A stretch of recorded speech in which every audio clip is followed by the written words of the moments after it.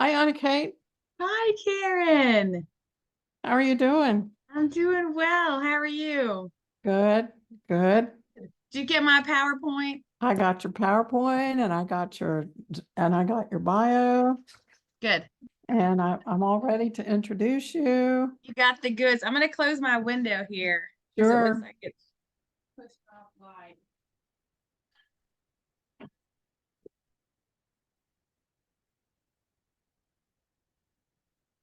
That might be better. I have big overhead lights, but they are they're just intense. Maybe that. Yeah, right now the sun's going down, so I know it. it's This a is little not. intense at this moment. I've got a nice west facing window here. Oh, you Um, do? But I don't typically am not on my Zoom calls at this time. This is dinner time. Not Yes, it usually. is. It is dinner time. Do you have the girls tonight? Yeah, yeah. I pretty much they're always here. So, but John's gonna give them French fries, which I don't give them. So they're pretty excited that I'm not in charge of dinner. They're pleased. Yeah, I bet. I Yeah. bet. So we're good. Have you got a lot of sun on your face? Have you been out in the sun? Yeah, I coach soccer now. So I'm out in it. Even with a hat on, you can't help it, but just, the sun Yeah. is. Yeah, but it might be a little shiny. I usually try to use natural light in here.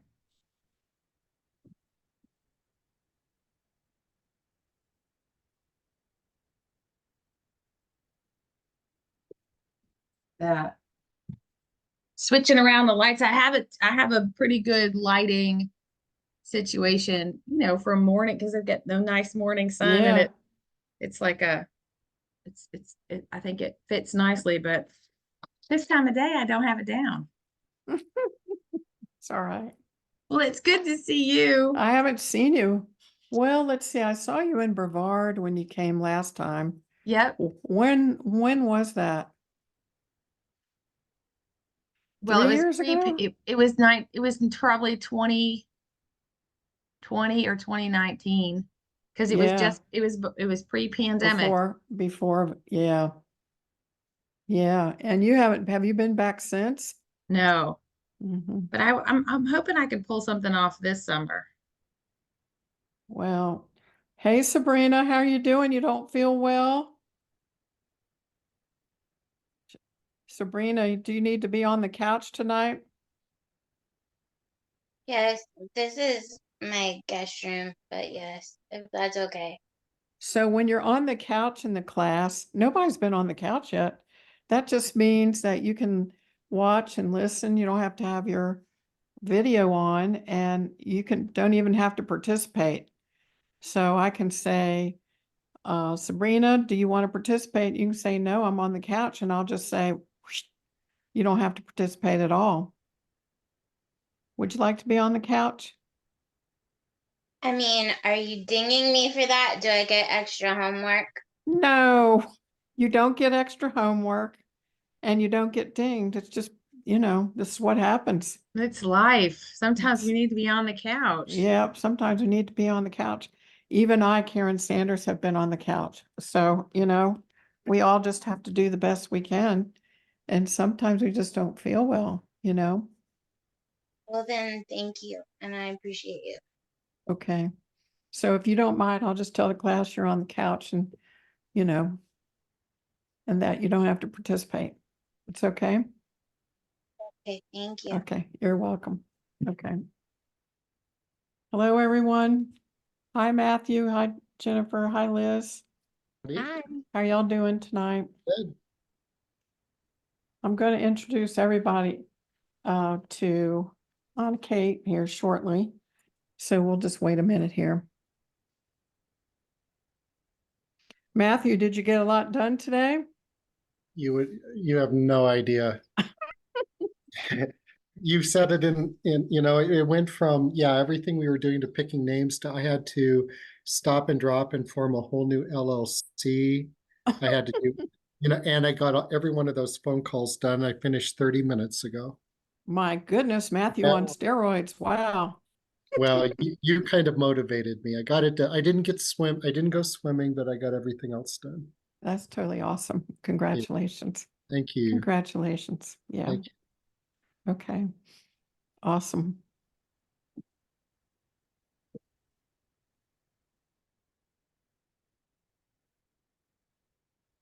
Anna Kate, I was trying to remember what year was it that I came to see you at first when I was working in Brevard. And I believe Julie, remember Julie? Sure. She introduced me to you because she was working in the same office as a massage therapist. Remember that? Yes, I do. So I can even probably tell you Yeah. What year? I summer think of 2008. 10. Wow. That's how long I've known you. It's Yeah. incredible. Wow. Wow. Totally awesome. So I have a technical housekeeping question because I'm gonna start right off asking questions. Sure. But do I move are you gonna be in charge of moving the slides or am I in charge of that? I can do anything you want. I have the slides. I can put them up on share the screen and you go next, next, next. Oh, okay. Or you can put them up and share and I'll make you a co-host and you can do it. Whatever is easiest for you. They're not that many. I think we can just do it as a team and I can say, because I can't just read them. It will suck my soul dry to just read them out loud. So Okay. I can't, so yeah, we'll do it as a team if you're open to that. Sure. Okay. So you want me to show them? And then, Sure. okay. I'll do that. There, this cat's gotta go. Hi, Mark. Hi, Lisa. Hello. Hi, Liz. Okay, let me go back and snatch her slides for a moment.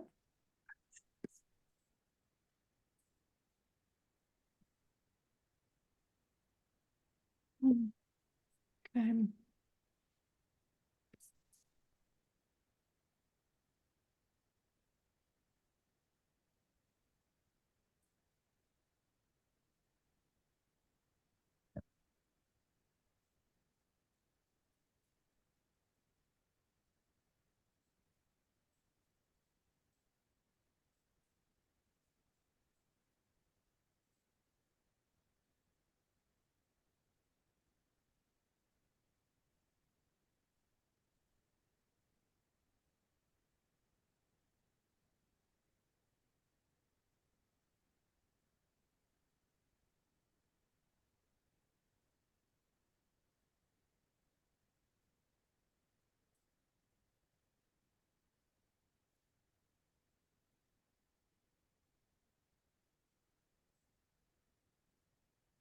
Okay.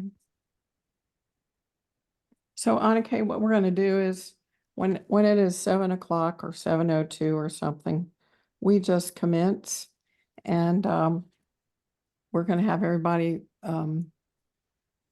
check in as a bird tonight. You may want to join us, and it could be a bird that's metaphorical or a real bird or whatever. And then I will introduce you, and then the students will introduce themselves to you, and Great. then we will roll. Okay. Great. Students and the faculty. Mark Zarnicki is one of the faculty.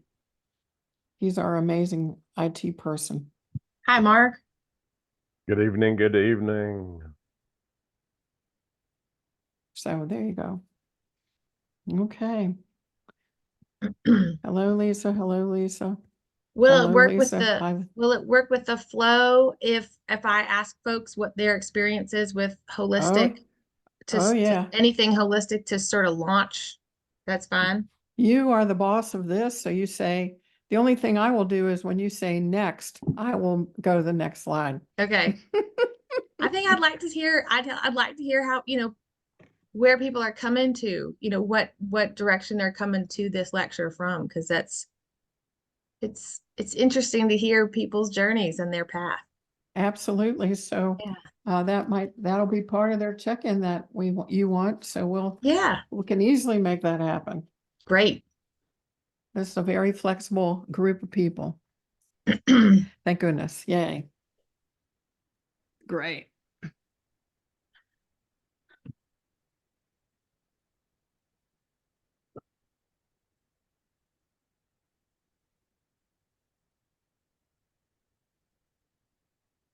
taking off my shoes. All right. So we just have, well, it is 7 o'clock. So let's see, missing one person. I'm going to wait 1 minute and that's it.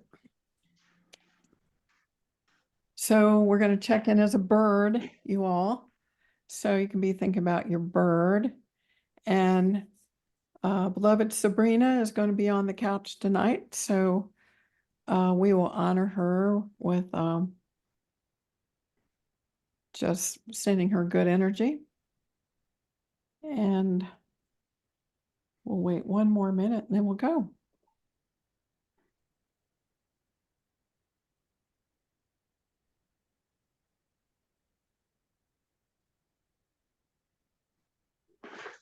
Okay, it's 7:01, so I'm going to go ahead and start. Welcome to class number 13. No, class number 11 for the Holistic Garden Patient Advocacy Training Institute. We're glad to have you all. And tonight I'm honored to have Dr. Kate Cascio, who is a naturopathic physician, and I'll be introducing her after we check in as a bird. So I'm going to start and say I'm going to check in as a wood thrush. And they're, as you all know, they're migratory birds, and they have a million different songs. And that resonates with me today because as a RN patient advocate, I have many different songs and I have to multitask. And so it feels like a wood thrush has multiple different songs that are probably for a lot of different settings. And I think it's very cool. So they've been around out here a lot. So, okay, Anna Kate, what bird are you tonight? Oh, I'm gonna go first. Second. I would be. I'm up for the challenge. I would go with a red-tailed hawk. And I would do that because I think of it as being a source bird, being one of those birds where they often say that the red-tailed hawk is the one that people see and then they become a birder. So it's like the gateway bird into something new. And I like that idea. I like the idea that when they show up, I think it's time to sort of heighten or rise our level of vibration. And it's typically about learning something new or opening doors into something new. There's expansion. So that's what I would choose. Cool. Thank you. Okay, Matthew, what about you? I'm glad you're checking in as birds tonight, because for me it's hummingbird, and they're just coming right now. Spring is finally here in New Mexico, and for me, I've just always had a connection with them, and for me they've always meant hope and joy. So that's kind of where I'm at right now. How sweet. Thank you. All right, Miss Jennifer, what about you? I think I'm gonna go with bluebird. They are abundant here in Virginia right now, and laying their eggs, and people put bird houses all over the place in hopes that the bluebirds will attach. The only sad thing is that snakes get to them and their little houses a lot. So, but I'll hope for the best. Thank you. Okay, Liz, hi. What about you?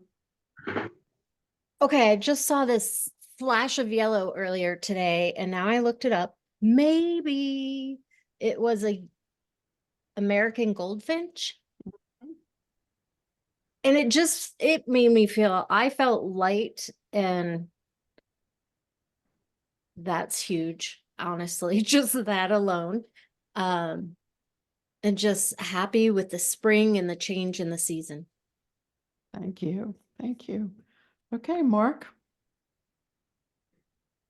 My bird is going to be an eagle. It's actually a male and female eagle that I got introduced to through a live webcam in California, and these two birds laid 3 eggs, but sadly none of the 3 hatched.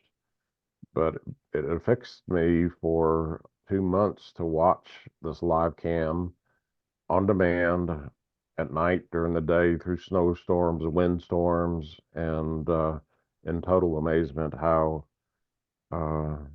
technology can provide a perspective that we don't always see. Thank you, Mark. All right, Lisa Seeds, what bird are you?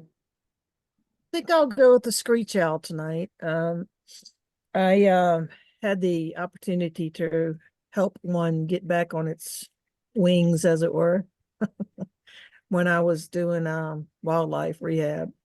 And they're cutest. They're about the size of a crow, not very big, beautiful birds, big voices, huge voices for such a small guy. And they look so wise. Thank you. Okay, Lisa Nowicki. Hi, yes. I am going to check in as a yellow-breasted chat, and I have no idea what that was until today. I too have been seeing yellow birds, and I think that's what it is outside. It's been flirting with me. I saw it out the front window, and it was just giving me the stare down. And then I saw it out the side window today. I'm like, I'm gonna look that up. So I think it is a yellow-breasted chat.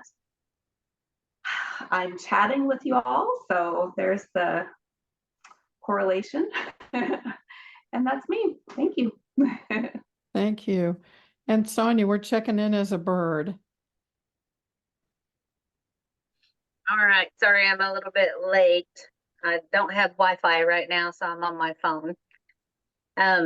I guess it would be a hummingbird tonight because, May is whenever all the flowers are starting to come out and, everybody's starting to rise and see the beautiful yellow flowers coming out. And I just love to see the hummingbirds whenever they're coming out as well. All right. Well, thank you. Thank you all. Thank you for your birding selves. All right. So I'm going to introduce Dr. Anna Kate Cascio to you all.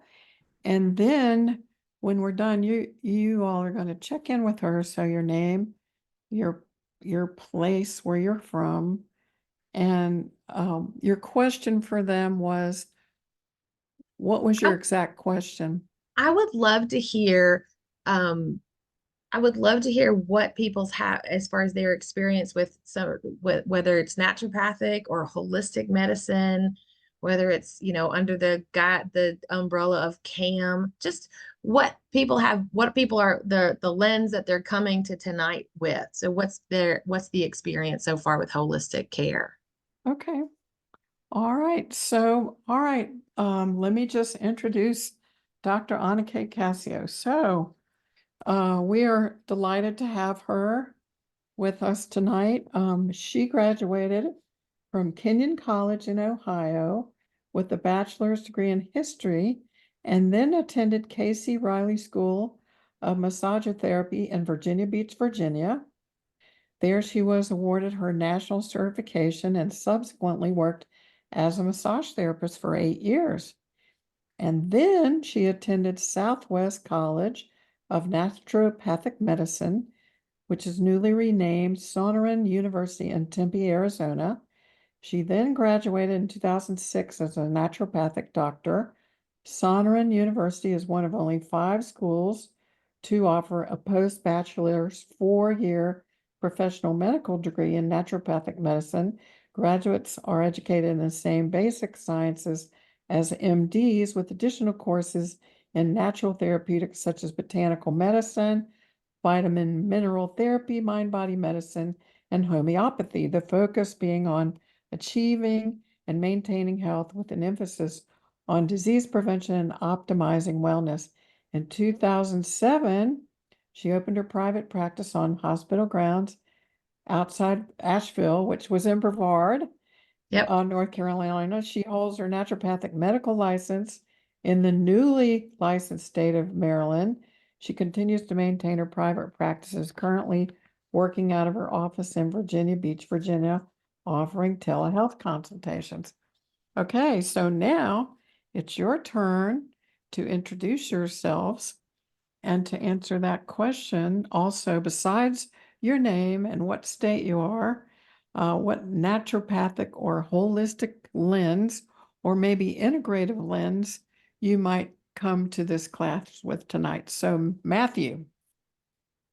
So my name's Matthew Moody, and I live in Albuquerque. I'm from Santa Fe. I work in Santa Fe, and I'm a holistic nurse practitioner, and I work in a beautiful practice called Santa Fe Soul.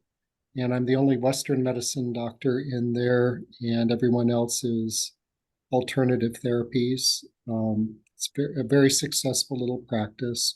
I just recently joined them. It belonged to a friend of mine, and left being the doctor at the men's prison in Santa Fe and Grants, New Mexico, uh, to escape prison and to get back to my holistic life. So, Thank you, Matthew. Okay, Jennifer, what about you? My name is Jennifer. I have 31 years of nursing experience. Most of that, 30 years, I think, has been in the operating room. I saw this class as an opportunity to get back some of what I've really been missing for the last so many years, being holistic. Obviously, being in the operating room is a little bit different than true holistic medicine. My husband has been sick since 2016, and we have gone through and done a few different versions of holistic medicines, trying different herbs, nutrients. We've done acupuncture, or he's done acupuncture, massage therapy, things like that. So I'm looking forward to really being able to identify with my patients in the near future, and trying to give them better care than I think is being afforded in the hospitals these days. Thanks, Jennifer. Okay, Liz, what about you? Well, my story begins. I got my bachelor's in holistic health at Prescott College in Arizona, Prescott. And I actually had a fabulous naturopathic physician there, Marley Robertson. If I had a daughter, I was going to name her Marley, but I didn't have a daughter. And I did a couple classes with her, like independent studies. And she had me take some nutrition classes at the community college, that kind of thing. So if I've had exposure for a long time, I thought I was going to become a naturopathic physician. Life had other plans. So I'm a nurse. I also have some training in herbalism, qigong, healing touch. I worked for a naturopath. I've worked for a couple naturopathic doctors now that I think about it, and nutritionists, just supporting their programs. And one of them, I worked the front desk too. And my son's now in his 30s, but his primary doctors at the beginning were naturopathic or homeopathic doctors. So it's my jam. That's how I live. So I'm so happy that you're here. Great. Thank you. Okay, Mark, what about you? So, as a Zarnecki, my mother is from Germany. My father was from Belgium, and coming to the United States for them, I've always had a European perspective. My mom became a master gardener, and I don't think my mom ever referenced it as holistic, as to her teachings, but there was definitely the European influence with that. Okay, thank you, Mark. And Lisa, seeds. Hello, Anna. Nice to meet you. I'm Lisa Seeds. Obviously, I'm from all over the state of Virginia. I currently live in North Chesterfield, which is just outside of Richmond. And there are a lot of things that I have seen over the years. I've had many, many careers. My nursing career started 22 years ago, on paper.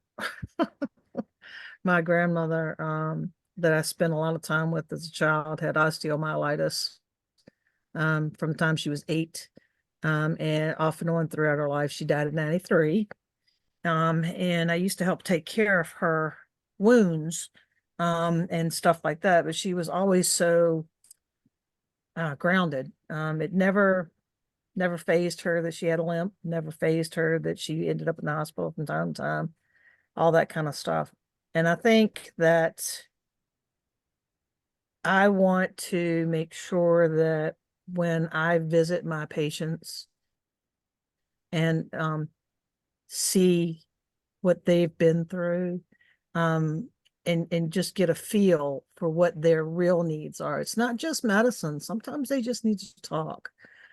Sometimes they just need a hand. Sometimes they need a hug, and it's just those kinds of things that I think that our healthcare system, it doesn't think about those things or provide those things. And that's one of the reasons why I do what I do and why I've been searching forever to find just that right niche for myself. But I love nature. I find it's very soothing to my soul, just to sit outside and listen to the birds and the squirrels and all that kind of stuff. So there you go. Thank you. Thank you. Lisa Nowicki. Hi, I am Lisa Nowicki. I'm from Orlando, Florida. I was a massage therapist. I actually still have my license. And then I became a nurse, but always wanted to bring the holism into the nursing. And then in 2018, I had not been feeling that great. I had moved to a different unit at the hospital, and I went to a functional medicine doctor for the first time, and found out that I was working in a moldy unit. The reason they had covered up the rooms with plastic, and they were actually doing mold remediation where we're all working and everything, and they continue to do that. Yeah, I've had to cut down to part-time. Definitely looking for a different place to work besides the hospital. But yeah, it's been kind of an ongoing thing, trying to find my balance in a world where 50% of the buildings out there have mold. Yeah. Yeah, so, but yeah, I've had a lot of experience with holistic and functional medicine, and it's been really helpful to me to help learn who I am and how I can thrive in this world. It's a challenge, but. Thank you, Lisa. And Sonia. Hi, Anna. Good evening. My name is Sonia Frazier. I'm Choctaw and Chickasaw. I live in Ada, Oklahoma. And I've been a nurse for almost 22 years. And of course, the community I serve is Indigenous. And my experience that I have with holistic care, it's more the closest that I have come to related to traditional Indigenous care. So what we're trying to do is develop a spiritual clinic or alternative therapy clinic at my clinic where I work. And it's exciting because I've never had so many coworkers and providers that are going towards holistic care. And today we had our new ortho doctor start, and she's holistic care. And so it was interesting learning the techniques that she's wanting to use for our patients. And it's just amazing the way the healthcare system is going back to the traditional ways, as I call it. And I just look forward to seeing what we can learn for tonight. Thank you. Awesome. Okay, that's us. That was wonderful. Thank you all for giving me these little snippets into what's going on. I feel like That was succinct and beautiful and very welcoming. So thank you. And it sounds like we can sort of, start with our feet running, because it's, some of this stuff is going to be a little bit, you're past some of the stuff, so we can kind of take this and I'll meet you where you are with it. Typically the first question, and I know that Karen was interested in having me come here and talk a little bit about sort of the 10 things that I hear a lot.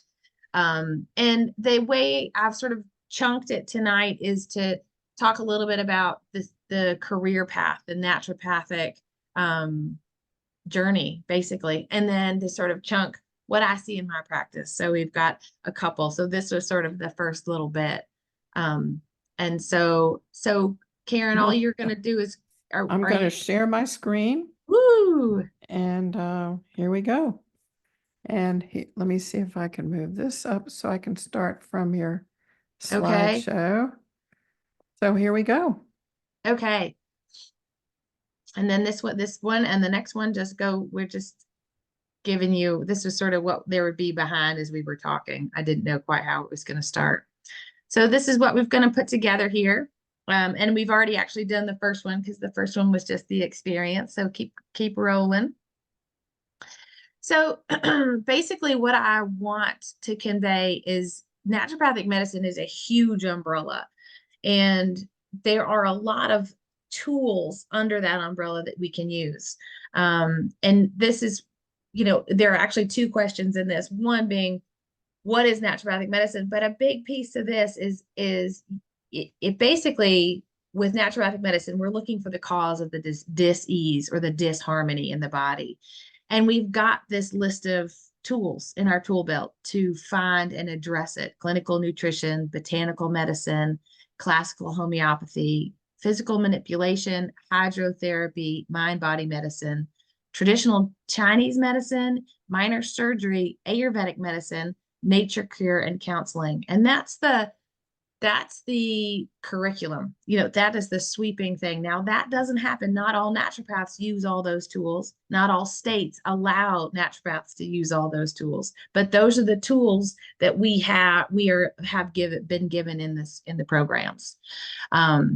So the focus is always about preventing disharmony or dis-ease and promoting overall wellness. So it comes to the term of allopathic versus naturopathic, and it can be a term that's a little bit of a heavy hitter. I don't like to look at it that way, because I think that when we think about promoting overall wellness, it means I'll take somebody and their colitis and their migraines and their hot flashes, and we will take baby steps into the right direction. It's not a situation where I'll say, okay, I'll take away your colitis, but I will give you neuropathy. That allopathic, that trading one other pathic disease for another. Okay, we'll move forward. There are 6 principles to naturopathic medicine, and this is universal. This is naturopathic medicine, whether we're in Canada, Australia, where their primary care, Europe. Naturopathic medicine is far more established in other countries, excuse me, than it is here. And these 6 principles are ubiquitous. I do like in this particular slide how the third one down says, first, do no harm. Typically it's not in that order, but this one looked cute on my PowerPoint. I try not to have favorites because they're all important, but as you guys will get a understanding, I just love doctor as teacher. And I think that that's the one that I embed into my practice. And we'll come back to that later. Keep going. This is a huge question. And I've got a little bit of a couple of maps that I do love maps, but I've got some maps in this PowerPoint. How they're educated is the first 2 years are basically the same.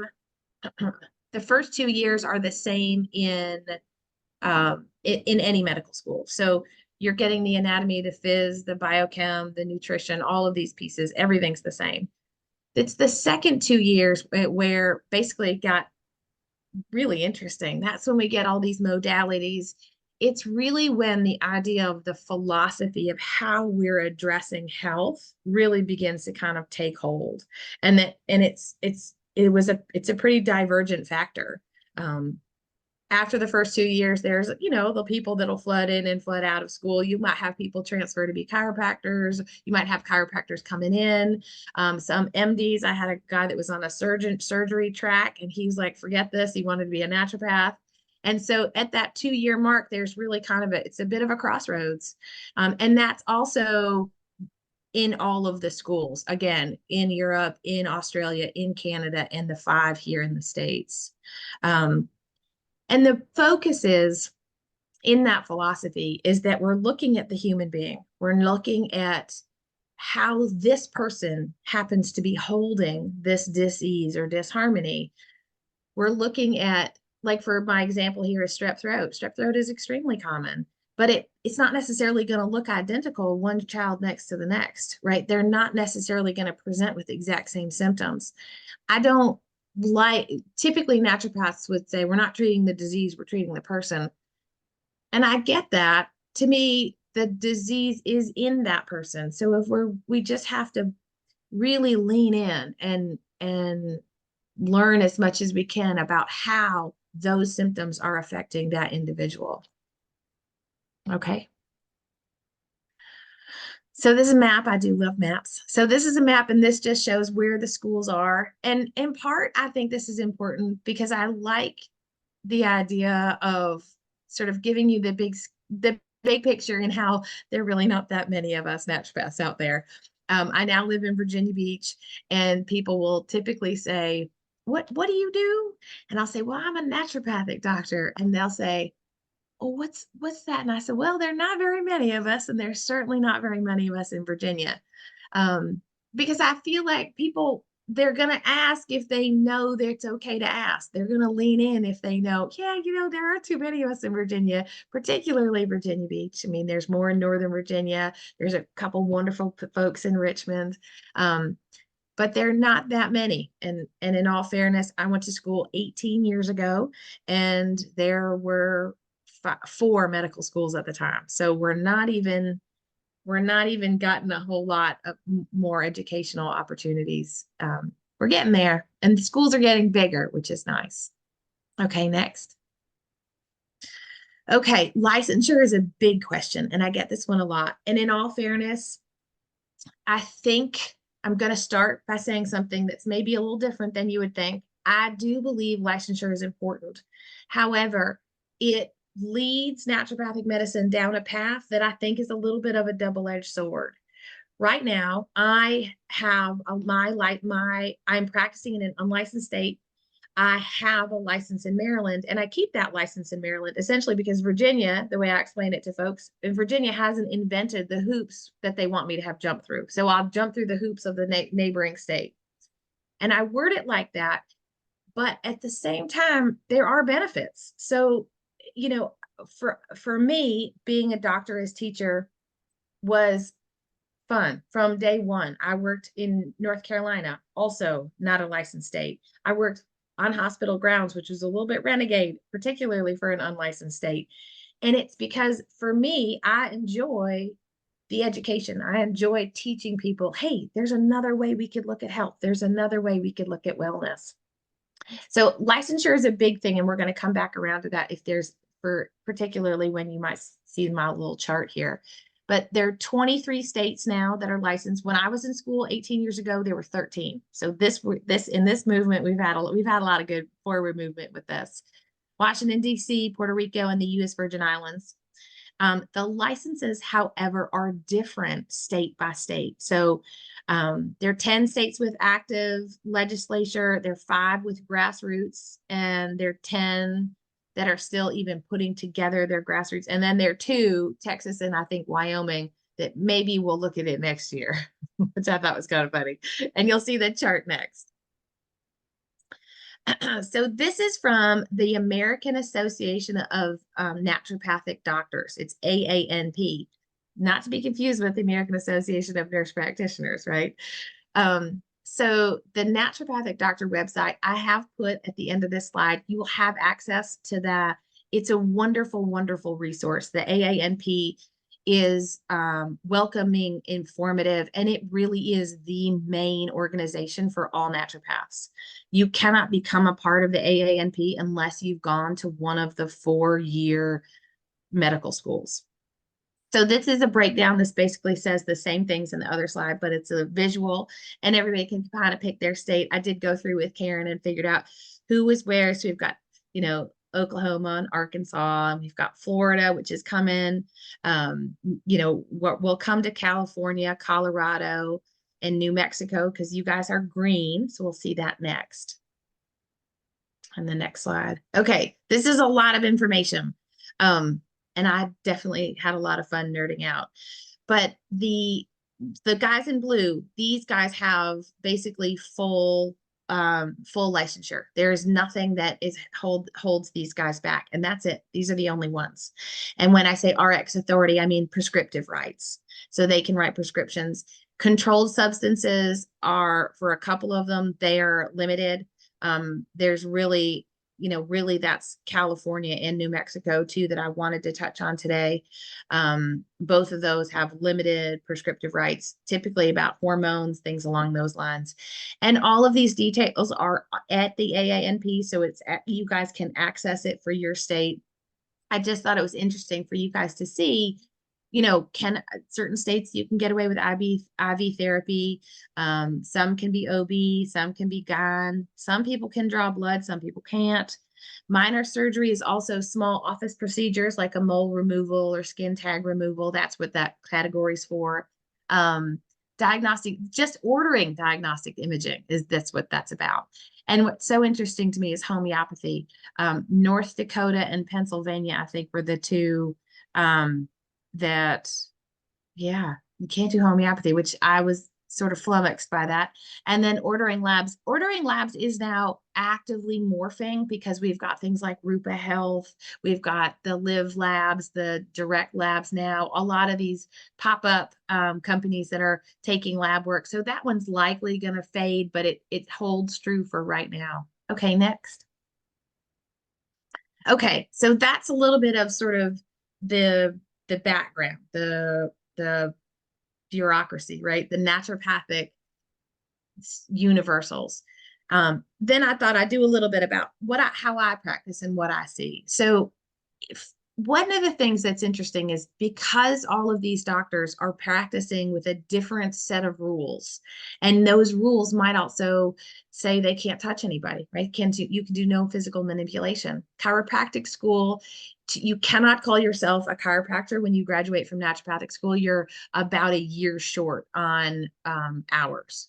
So some people will go get an extra year, transfer, get an extra year of manipulation, and then from there they will be able to call themselves both. So you will find, and probably already have, that no two naturopaths really are going to practice the same.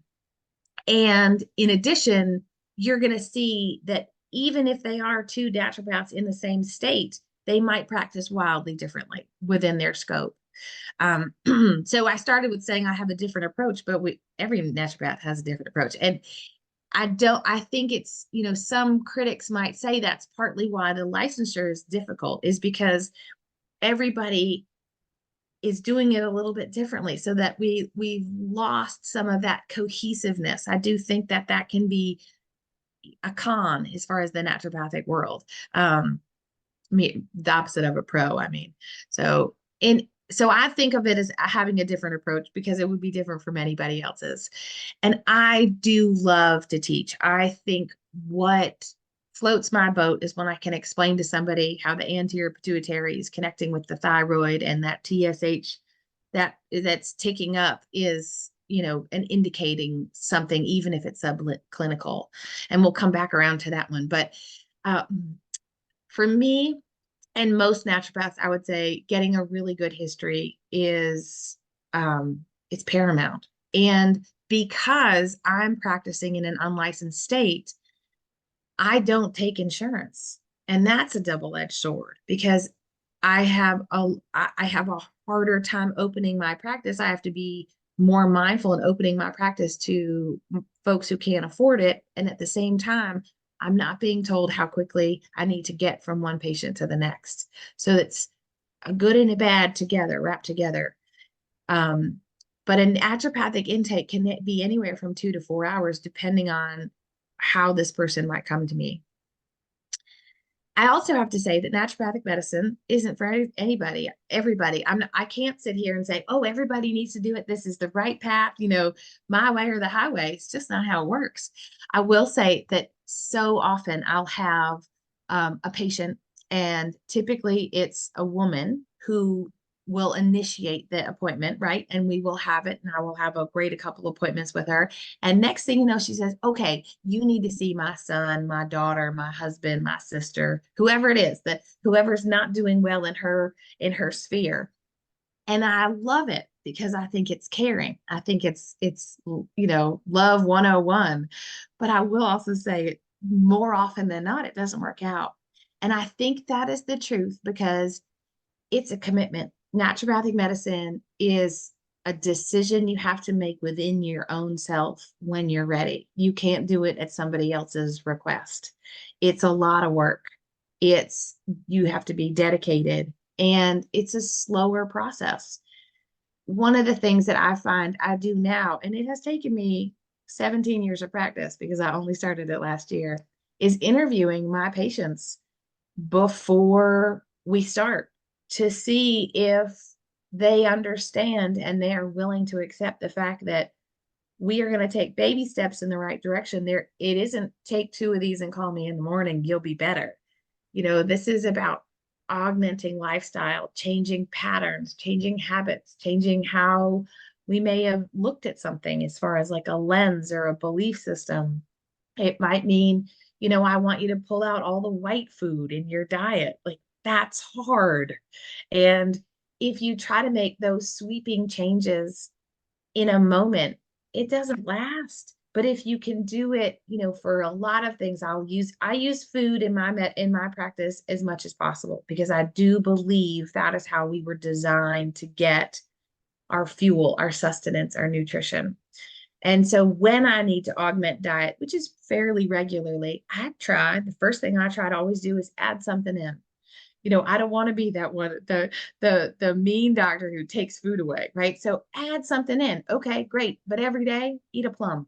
Okay, great. You do this, but every day, eat an organic apple, and throw something in, so that there's something where we're putting something in before we're taking anything out.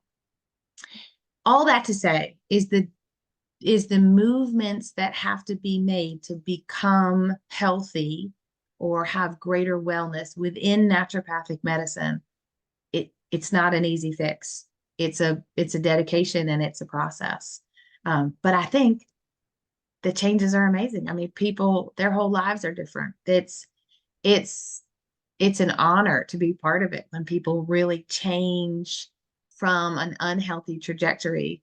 And I have stories that just are, heartwarming and lovely. And I've been able to meet the most wonderful people doing this. I'd love, love, love what I do, as you probably can already tell. And I do hope that that's contagious, because I do hope that my instigus, and I think sometimes people come to me and they'll say, well, I've had migraines for 35 years. I'm going to try you, but I don't really think it's going to work. And I think sometimes I get that. You got to get it out, but we've got to clean the slate, because that decision to try to go after something, even when you have that little inkling of hopelessness, that's the dedication I think that helps you be ripe to succeed. So I am enthusiastic, and I think that that's part of the medicine. Okay, the next one. Okay, these are my tools. This is not an exhaustive list, and this is what I have chosen to use. One, being in an unlicensed state, you'll notice physical medicine isn't here, acupuncture isn't here, and these are the tools that I use. I'd use food. Clinical nutrition is number one for me. I use food as medicine every time I can. And then when you get people that say, oh, I don't eat things that are green, then we do other things. We do nutraceuticals, whether it's botanical or supplements, vitamins, minerals. Classical homeopathy, I don't use on everybody. It's not something it isn't for everybody. Mind body medicine isn't for everybody. You'll have folks that want to talk about, how constipation is one of the things for mind body medicine. When folks are dealing with lifelong constipation, one of the things I ask them to do is find something in their house and clean it out, whether it's a junk drawer or a closet or a shoebox. I don't really care what it is, but it's the act of getting rid of what we don't need. And it's powerful when it comes to integrating that kind of thought process into, oh, and I'm going to be addressing this constipation. Hydrotherapy, I use a lot. I use it a lot also in my pediatrics because it's fun and easy and kids can go along with it versus swallowing something nasty. And then Ayurvedic medicine and traditional Chinese medicine are both things that I incorporate. I have a couple of patients that really just want to use those things, and I typically will throw in some nutrition as well. So those are my tools. Okay, I have one of the questions that I get a lot, and is when I go through labs with patients. And the labs, there are a number of labs that I'm taught to look at differently. And the ones I thought I would just talk a little bit today about are thyroid stimulating hormone and vitamin D3. B12 is up there, but it's really up there because typically naturopaths don't look at it. I typically, when it comes in a CBC, a CMP, typical, serum level, it's sort of consistently unreliable. It's giving you what's floating in the blood. This is a B12 is the storage B, right? It's the fat soluble B. It's the B that's going to stay there and hang out. So getting a snapshot in time of where the B12 is in the blood, it's just not that helpful. And so it can be high when you took your B12, and it can be low when you're still doing fine on your B12. You've got enough in the storage. But it is something, we're taught sort of take that one with a grain of salt. The next slide we'll talk it. I just put up some details on thyroid stimulating hormone and the D3. So this is different. And I know everybody here is, doing this. You're looking at labs, and, I love what I do, and there's a lot of good stuff, but I wanted to kind of launch out two different perspectives. For TSH, we've got our normal value, and it's valuable to see where we are with TSH. But we're taught that if I have somebody that comes in with anything close to a 4, I'm already thinking, oh gosh, this anterior pituitary is working really hard. The thyroid's not working hard enough.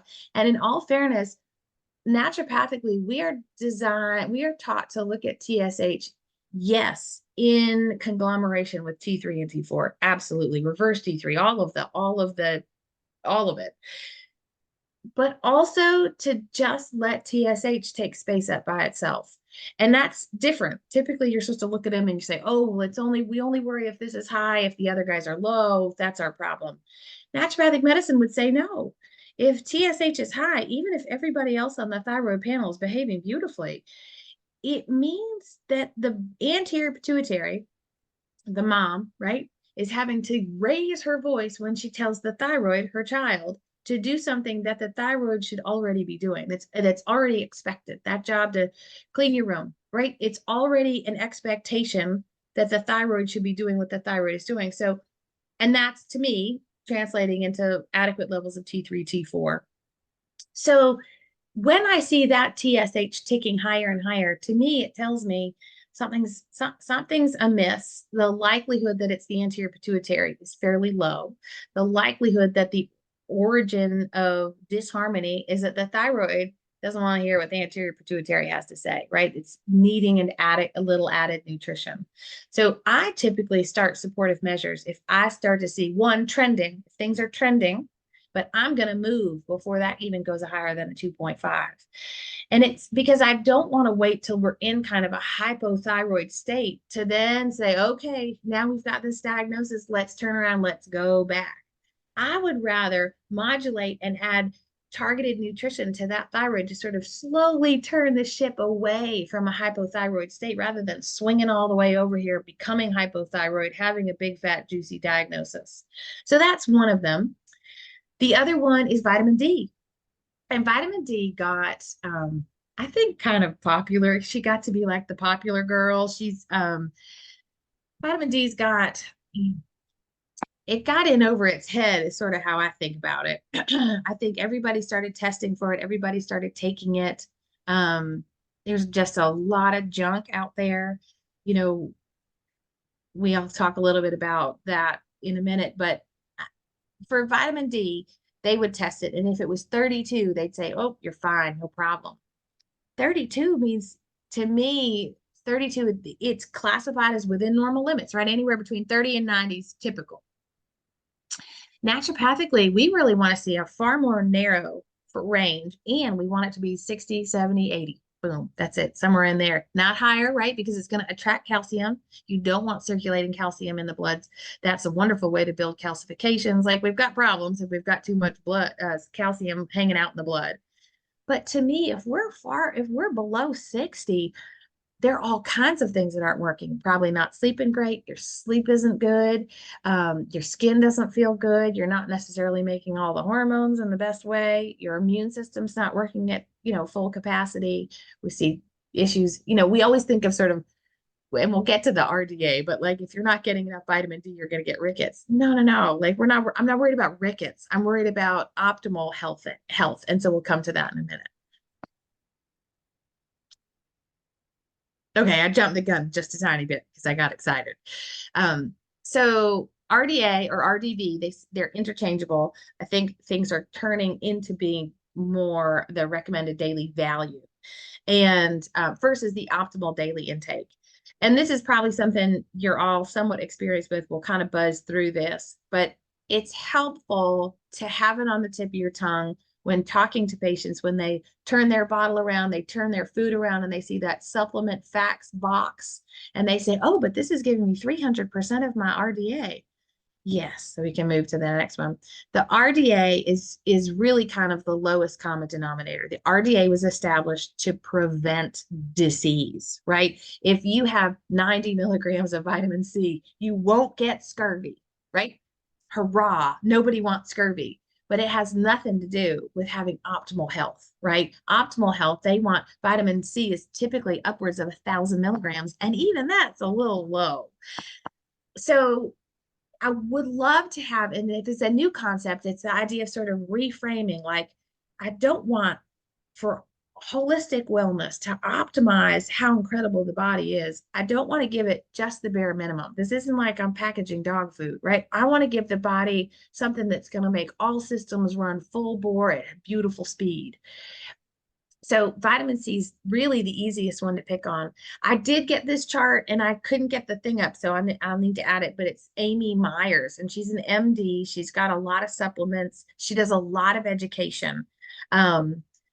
And that's where this chart came from. But there are thousands of these different charts, and everything's a little different. The ODI doesn't have that ubiquitous, like, it's just not out there in the same way, in the same format, the way the RDA was. It hasn't been, basically USDA hasn't put out the ODI. So it's still a little renegade, but I don't think it will be for long. Okay. So that's the ODI. I could add one more thing to no, we'll go back. Okay. So this is a question I get all the time.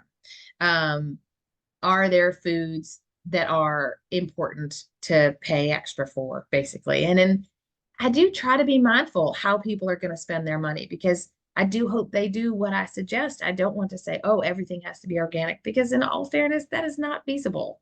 And it sets people up to feel like they're failing and they're not doing what I asked them to do. So, I think nobody's really grounded in reality if they're only going to eat organic all the time.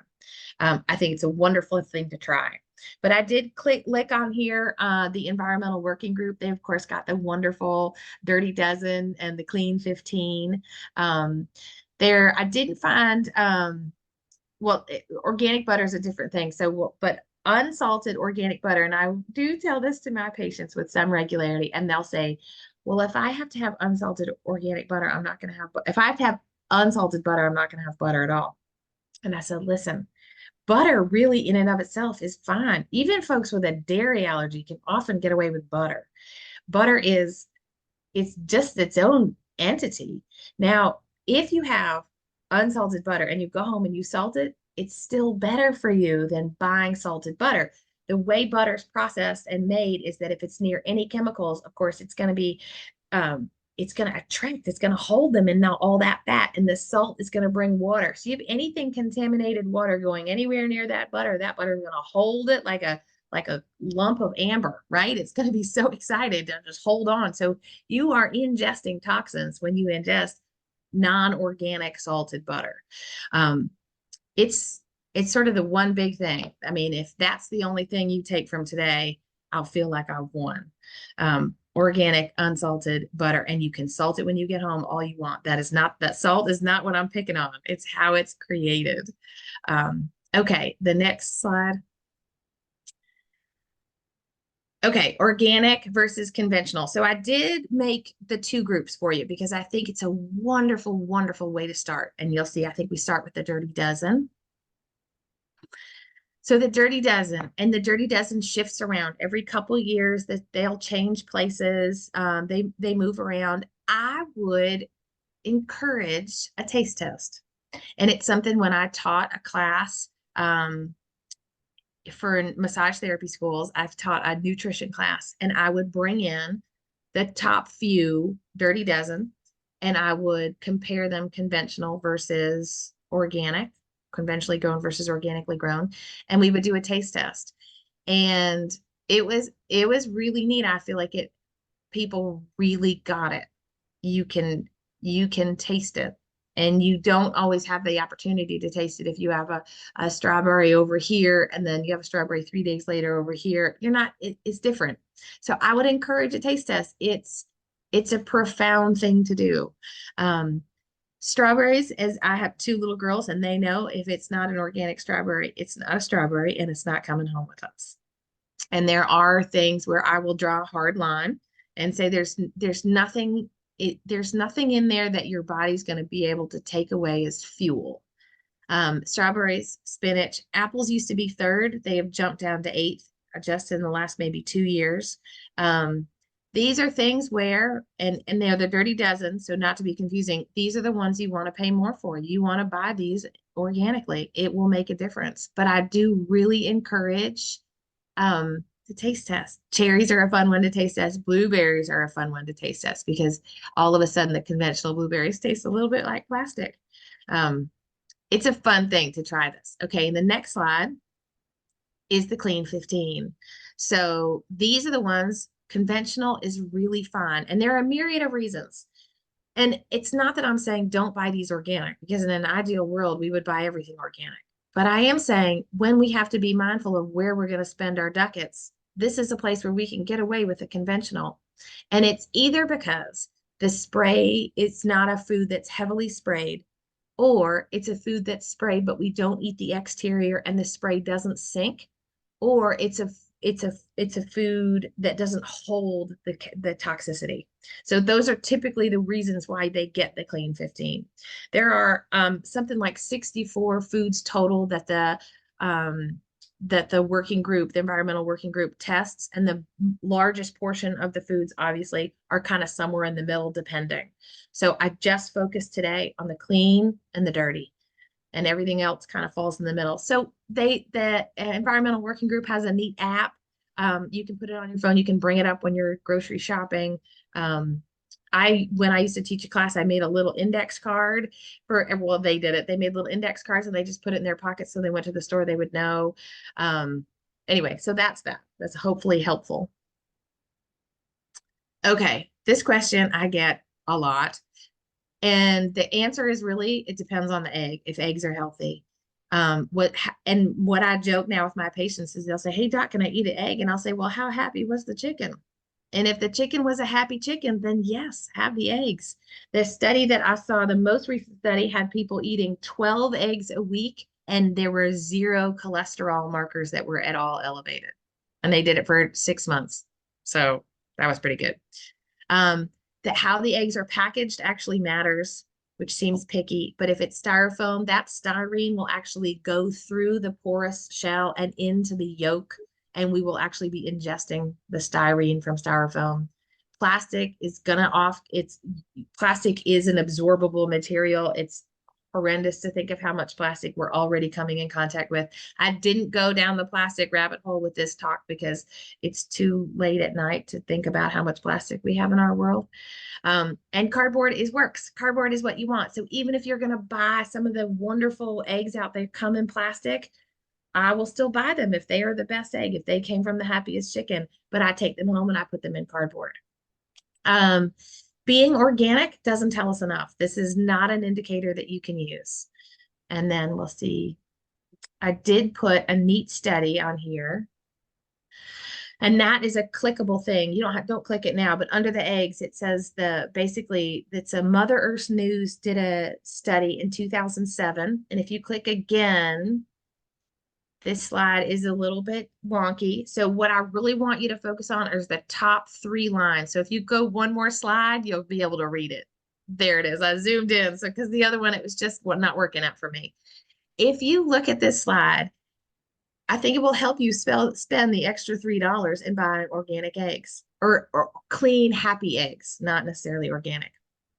If you look from eggs from confined birds, so this is from Mother Earth News. I think they have 15 farms. They did this in 2007. And this has just been, it's been a really fantastic study that you can sink your teeth into. And I did link it at the end of the slideshow. But basically, confined birds had, basically a third of the vitamin E, those eggs, versus free range. So if you look at the top row is eggs from confined birds, so unhappy birds. And then the brown egg, the second line, doesn't have to do whether it's brown or not. It has to do with how happy that chicken is. So the vitamin E is markedly better. The vitamin A is markedly better, almost double. The beta carotene is almost 80 versus 10. The omega 3s is up basically 3 times as much. The cholesterol is about cut in half, and the saturated fat is less. It's universal. It doesn't matter. It's stunning to me, and I love this study. This is one of my favorites because eggs are a really good, well-rounded food. I do often push eggs in my practice for people who aren't allergic. There are a lot of people with food sensitivity to eggs, but it's typically transient. Most people who are allergic to eggs aren't allergic to eggs their whole life. Okay, next slide. Okay. So the last question I answered was, how do you learn more? And I would love to be a resource. I believe in helping people find their journey, the people that their tribe that's going to be with them for this. The AANP, also linked at the last slide, has a thing. If you click on it, there's a little button in the corner that says find a doc, and you click on it and you enter your zip code. And the only people that will come up are people that have a 4-year educated naturopathic degree. One of the things that I have gone back and forth with, I tend to say naturopathic doctor, and that's because I'm in Virginia. There are a couple of limitations that I have in Virginia. One of them is I cannot call myself a physician. I have to call myself a doctor. I don't really care. I don't have any prescribing rights. Again, it doesn't hold me back, and I don't take insurance. And we talked a little bit about that. So the next slide is some of the funner things that I think you might get a kick out of looking at later. Dr. Pizzorno and Dr. Murray wrote the Encyclopedia of Natural Medicine quite a while ago. It's not a fresh book. And it's kind of the textbook. It is reliable. It is good. It is a little bit dated, but there hasn't been anything that's quite that caliber since. Plus, they're funny dudes. The Wild Way is new. It was actually written by a friend of mine. I actually have mine here. And she sort of vomited up a lot of medical school into this book. So she's a little bit more renegade. I'm a little bit more middle of the road. So it's a different personality, but we talked a little bit about how different naturopaths practice differently. She's a little bit more of a cowboy than I am. But it's a wonderful book, and she touches on all of the things, like the food to medicine to supplements. And then the AANMC is all about the schools and education and how to learn more, and classes and courses. The AANP I've already touched on, and then the Environmental Working Group has the Dirty Dozen. And then the last one is the link to the Mother Earth Knows. So I did put that link in there twice because it's that good.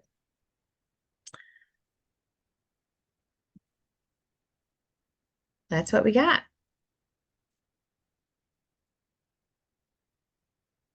Questions for Anna Kate from you all?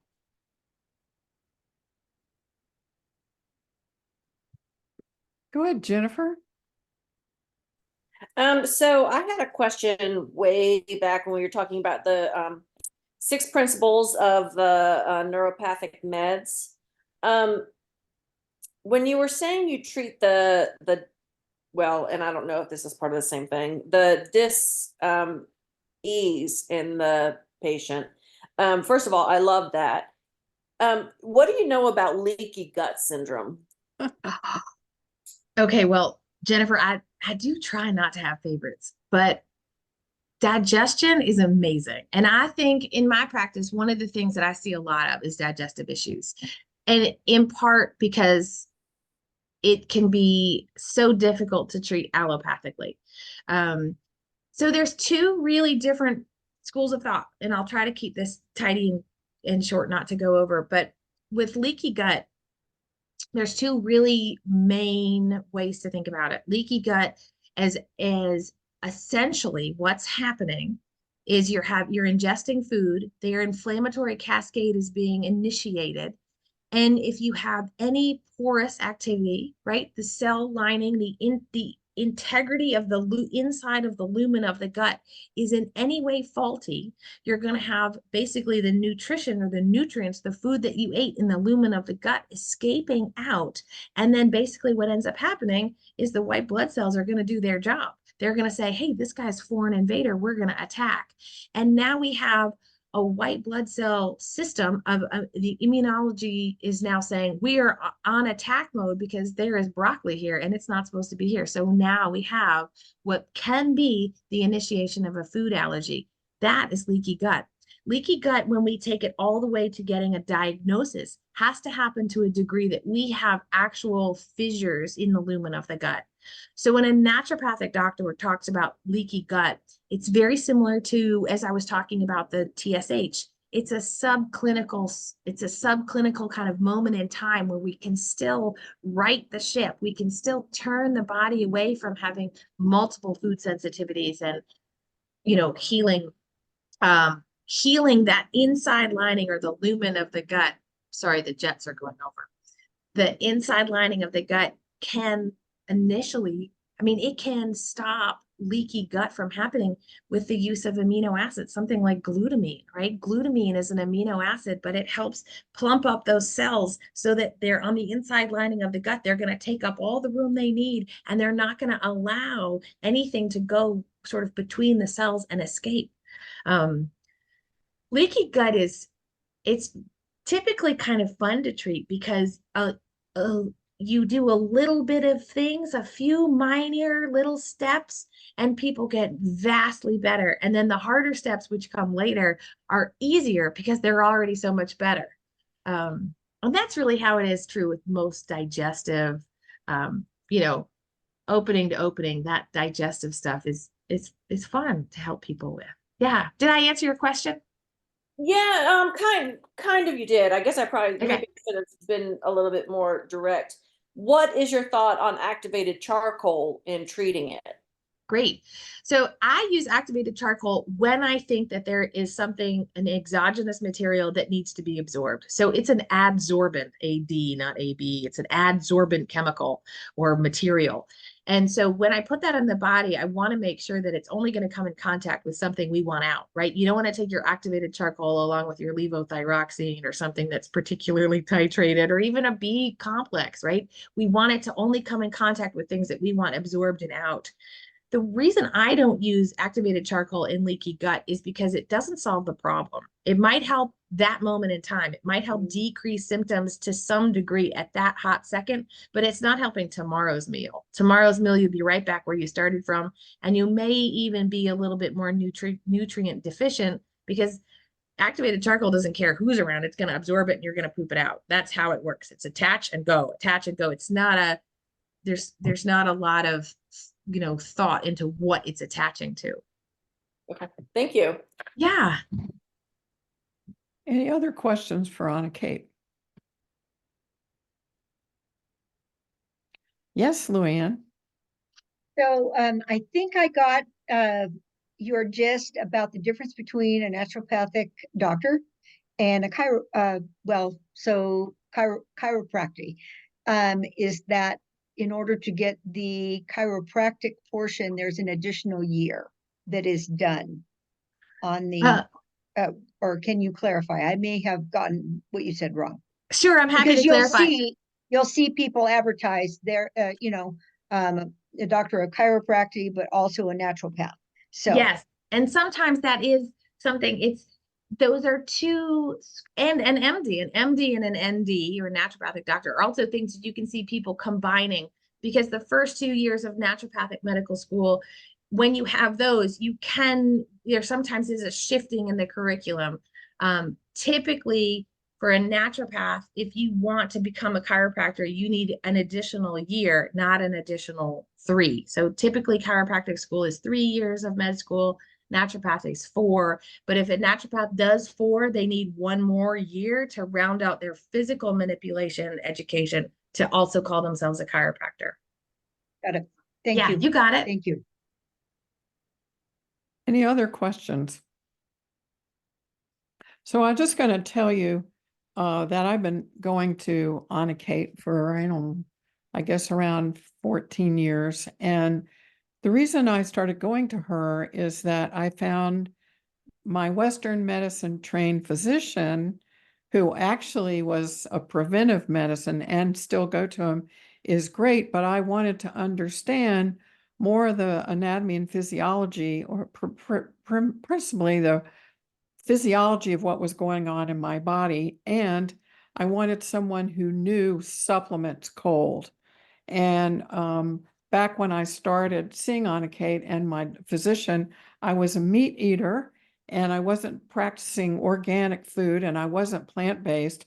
So over the years, I've become a vegetarian and I'm plant-based, and I'm paying attention to a lot of the vitamins and minerals I need for a very stressful life. So one of the things that when I go see Anna Kate, we talk about poop. How often are you going poopy, Karen? Is it every day? What's the color? What's the consistency? Is it wet? Is it dry? Is it runny? Blah, blah, blah. And if I've missed a day, what does that mean? What about hydration? What about my skin? For Karen Sanders, who gets really very stressed out, I have skin eruptions, which means I have a leaky gut, which means I have more inflammation. So being in a healthy place to me means I have a very stressful life, so I have to go find people to help me stay balanced. So, we all try to stay on a holistic path. I also see a chiropractor PRN when I mess up my back, and I also see an acupuncture periodically. So that's all part of my healing team, just saying. And Anna Kate's part of my healing team. So I just thought some of the things she has to say might be helpful to you too. Any questions? All right, Anna Kate, we are glad to have you. Thank you so much. That was a lot of fun. Thank you for having me. And thank you. Thank you very much. I would, and maybe Karen, you'll do this. If there's any questions, what I do for folks is I usually hand out my cell phone number. If you've got questions, or if you'd like me to help direct you to someone that's maybe closer to you or near you that does anything that I do, I'd like you to have my cell number and use it if you need it. Great. I'll put your cell number in the chat. Please do. Please do. Thanks so much. I appreciate Thank everybody you. paying attention. That was fun. Thank you. Thank I had you. a good time. See you later. Bye. Bye. All right, so it's 8:09. Why don't we come back at 8:15? Okay. Enjoy. Thanks, Anna Kate. Karen, can you give me co-host rights and I'll pause the video during break? Thank you, Mark. You're a co-host now. Thank you. Thank you.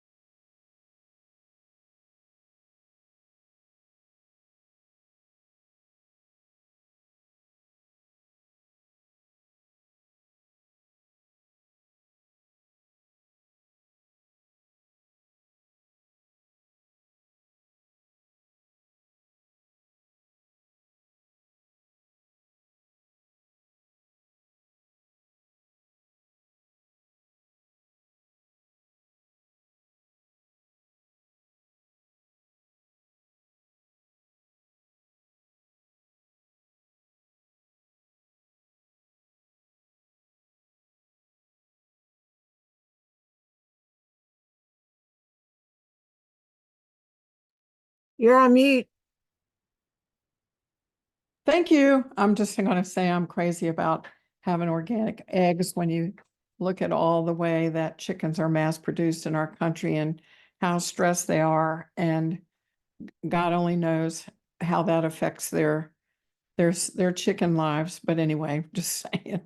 All right. So I am going to share my screen with you. And we are going to come over here.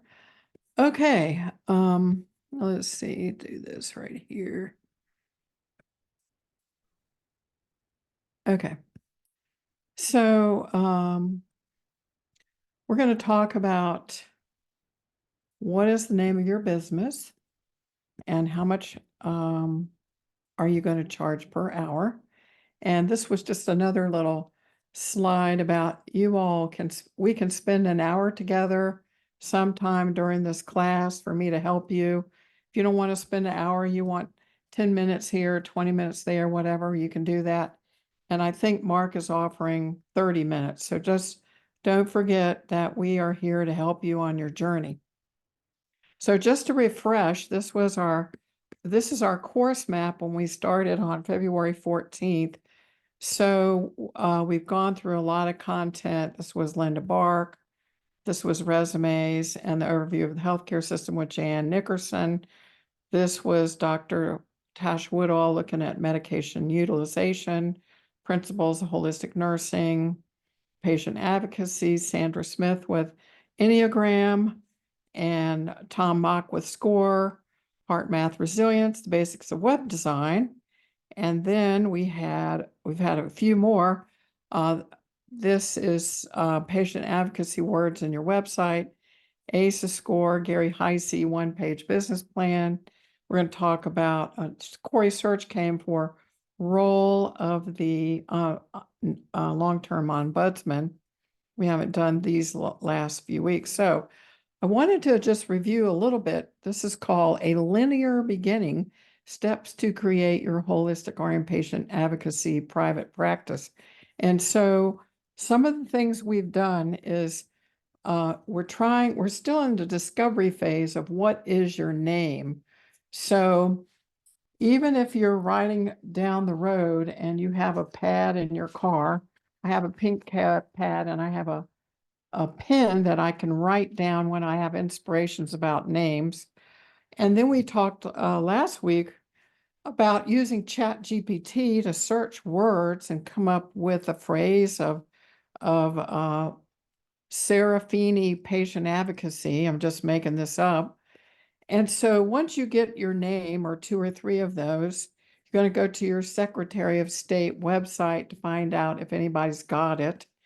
And when we come back from vacation, remember, we're not here next Wednesday, but we're going to have a person named Michelle Trucks who has a business as an LLC and a professional limited liability company. We're going to talk about that later, about choosing your business entities. So would that be a sole proprietorship or a limited liability company or a professional limited liability company?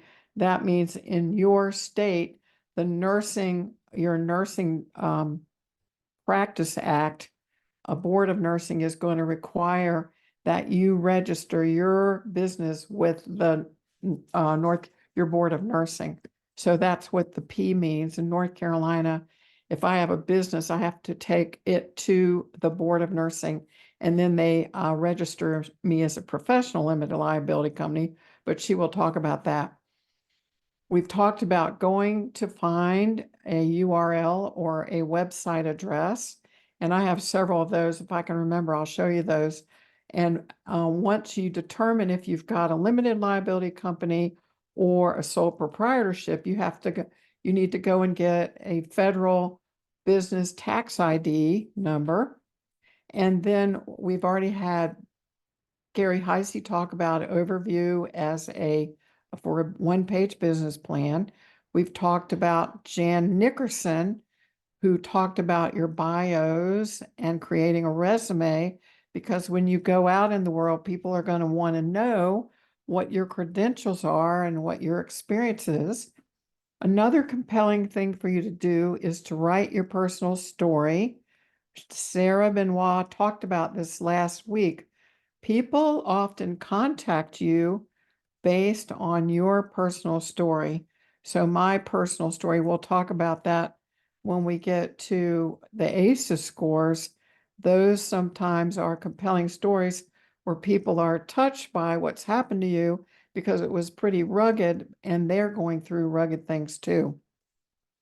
We've also talked with Sandra Smith about identifying your Enneagram type, because that is a lens through which you see the world.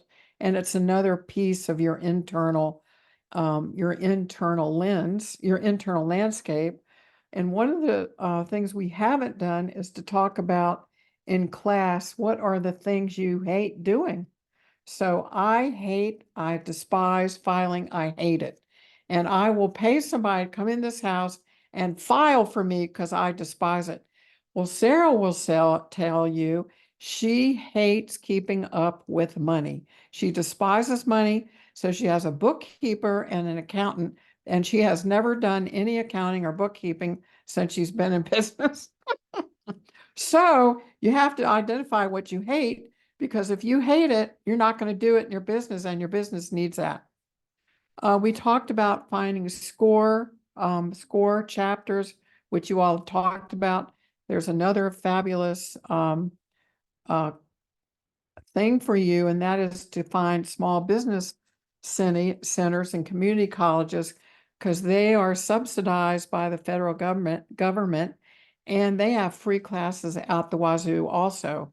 The email I sent you today was a class that's being offered by a small business center in New Hampshire called the Granite Score.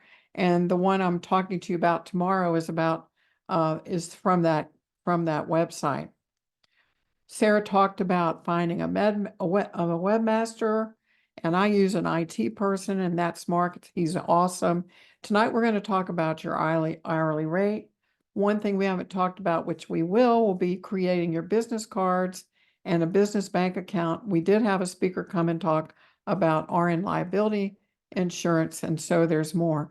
So if you can kind of see, this is kind of linear, the kinds of things that we're adding on to your growing base of business knowledge. And as I was doing this, I was thinking, well, the way we live and the way we think is not linear. It's everything all at once at the same time.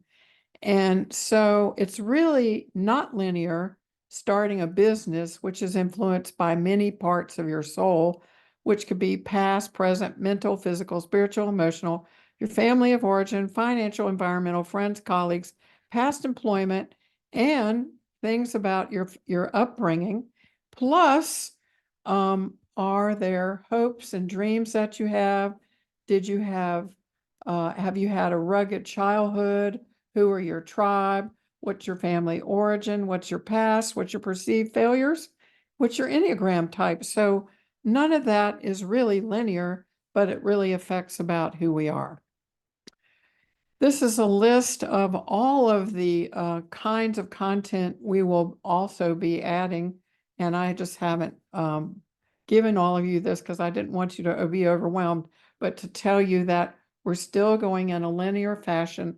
We're adding a little bit every week, and we're going to keep reviewing everything that you have learned in business land. And this was the workshop that I sent you this morning. Tips for getting out of the valley of despair for business startups. It is a big darn thing to start a business from scratch. It's foreign territory, it's foreign lingo, it's foreign acronyms, and it's a whole new way to think. So what we're going to do is we're going to break into breakout groups. And what I'd like you to do is, what do you think your hourly rate should be? And I think Sabrina is not feeling well tonight, so she wants to be on the couch. So we're going to just do, let's see, would it be one group of 3 and one group of 4? Does that sound reasonable? Yeah.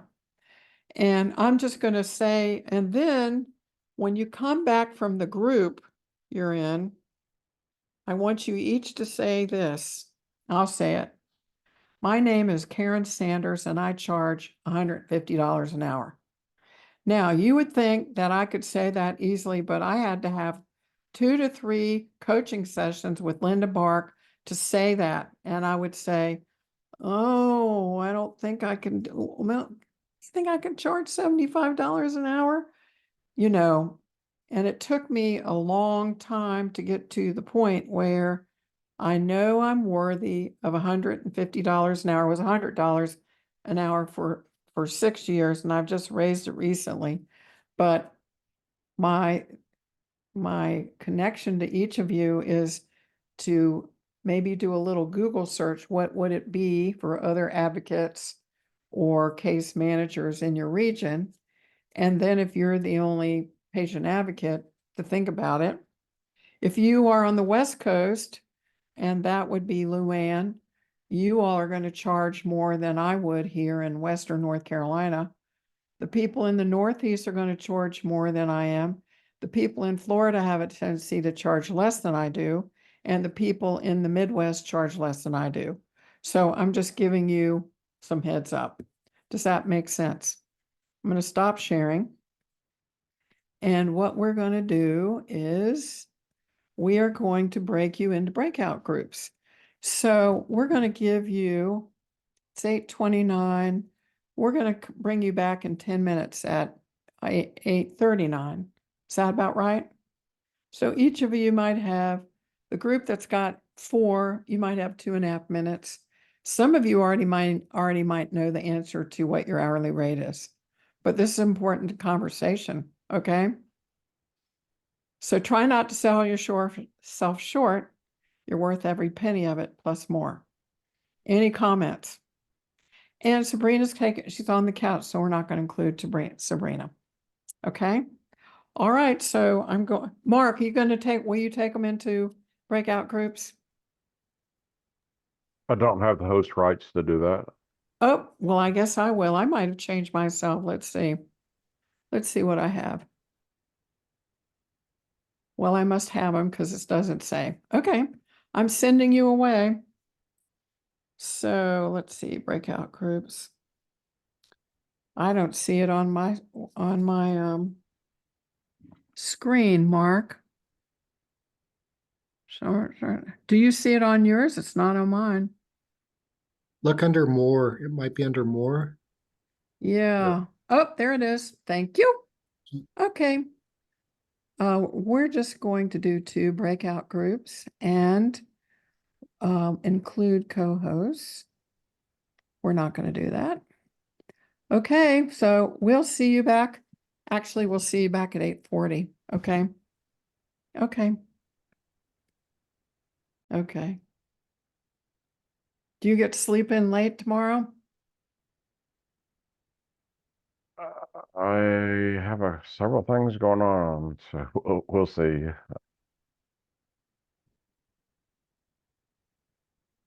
Got to ride a bobcat.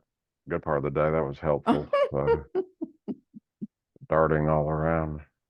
Now that's funny, Mark. I would Oh, have it loved is. it. Did somebody take a picture of you up on that thing? I took a selfie because I've never been on a bobcat. I would love to see that. But a local vendor there's donated it for 2-3 days. That was Oh, nice. We that's had golf great. carts running around. Okay, that's great. Hey, Okay. look at them return. Here they do. Here they come. All right. Welcome, welcome. They all came back.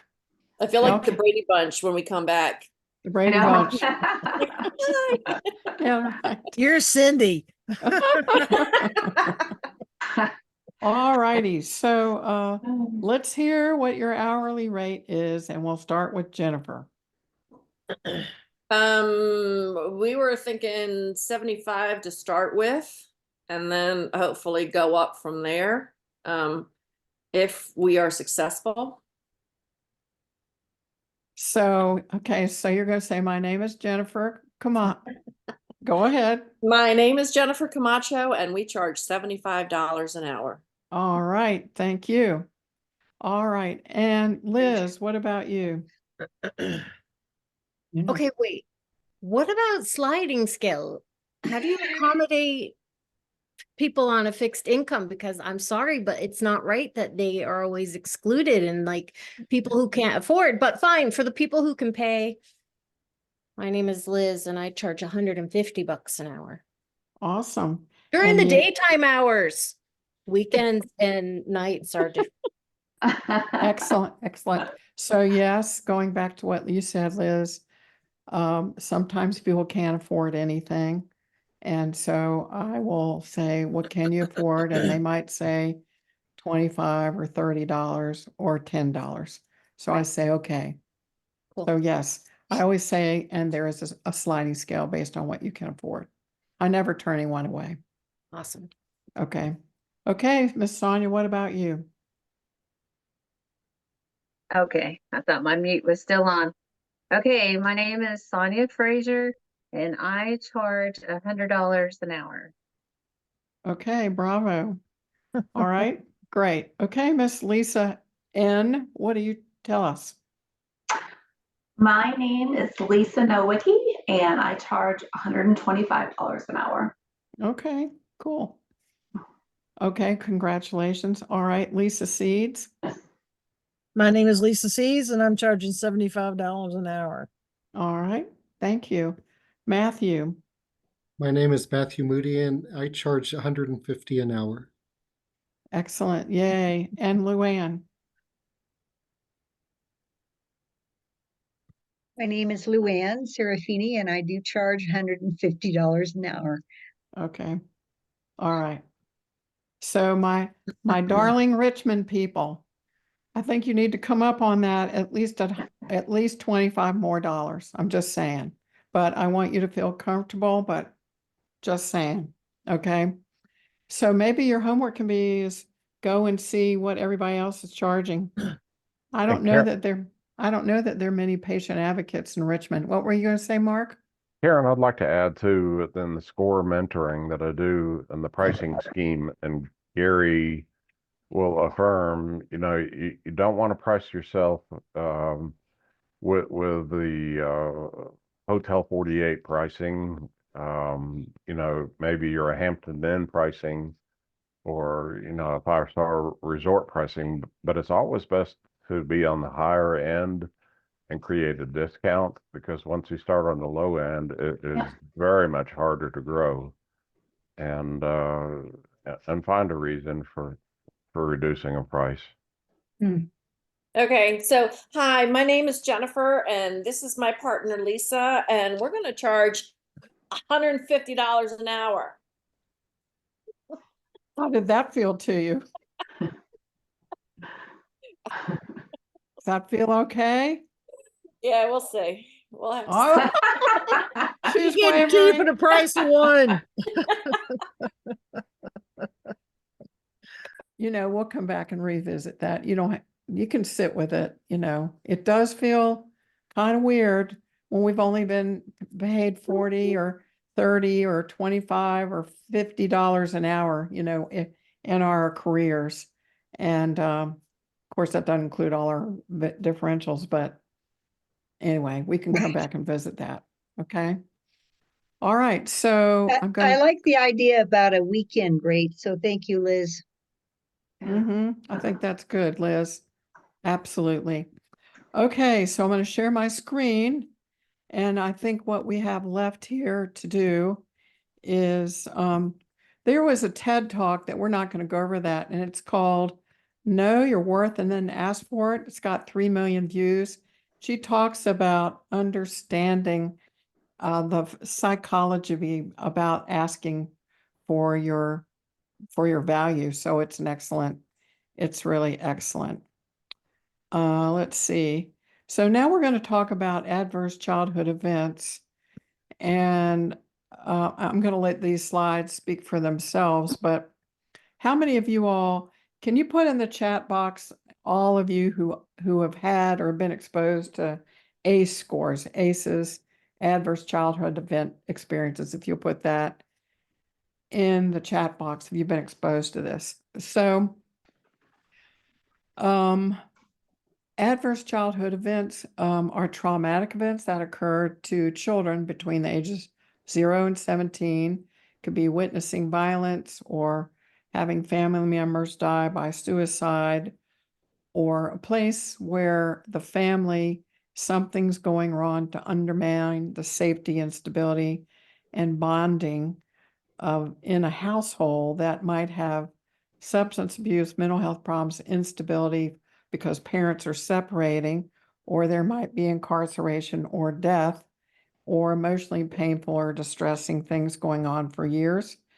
And it's the nature and the frequency and the seriousness of the traumatic event that can shape the child's response to trauma. And so we know that people who have toxic stress during childhood, and that can harm their basic levels of their neurological system, the endocrine system, the immune systems, and can also cause exposures to their epigenetic structures of their DNA.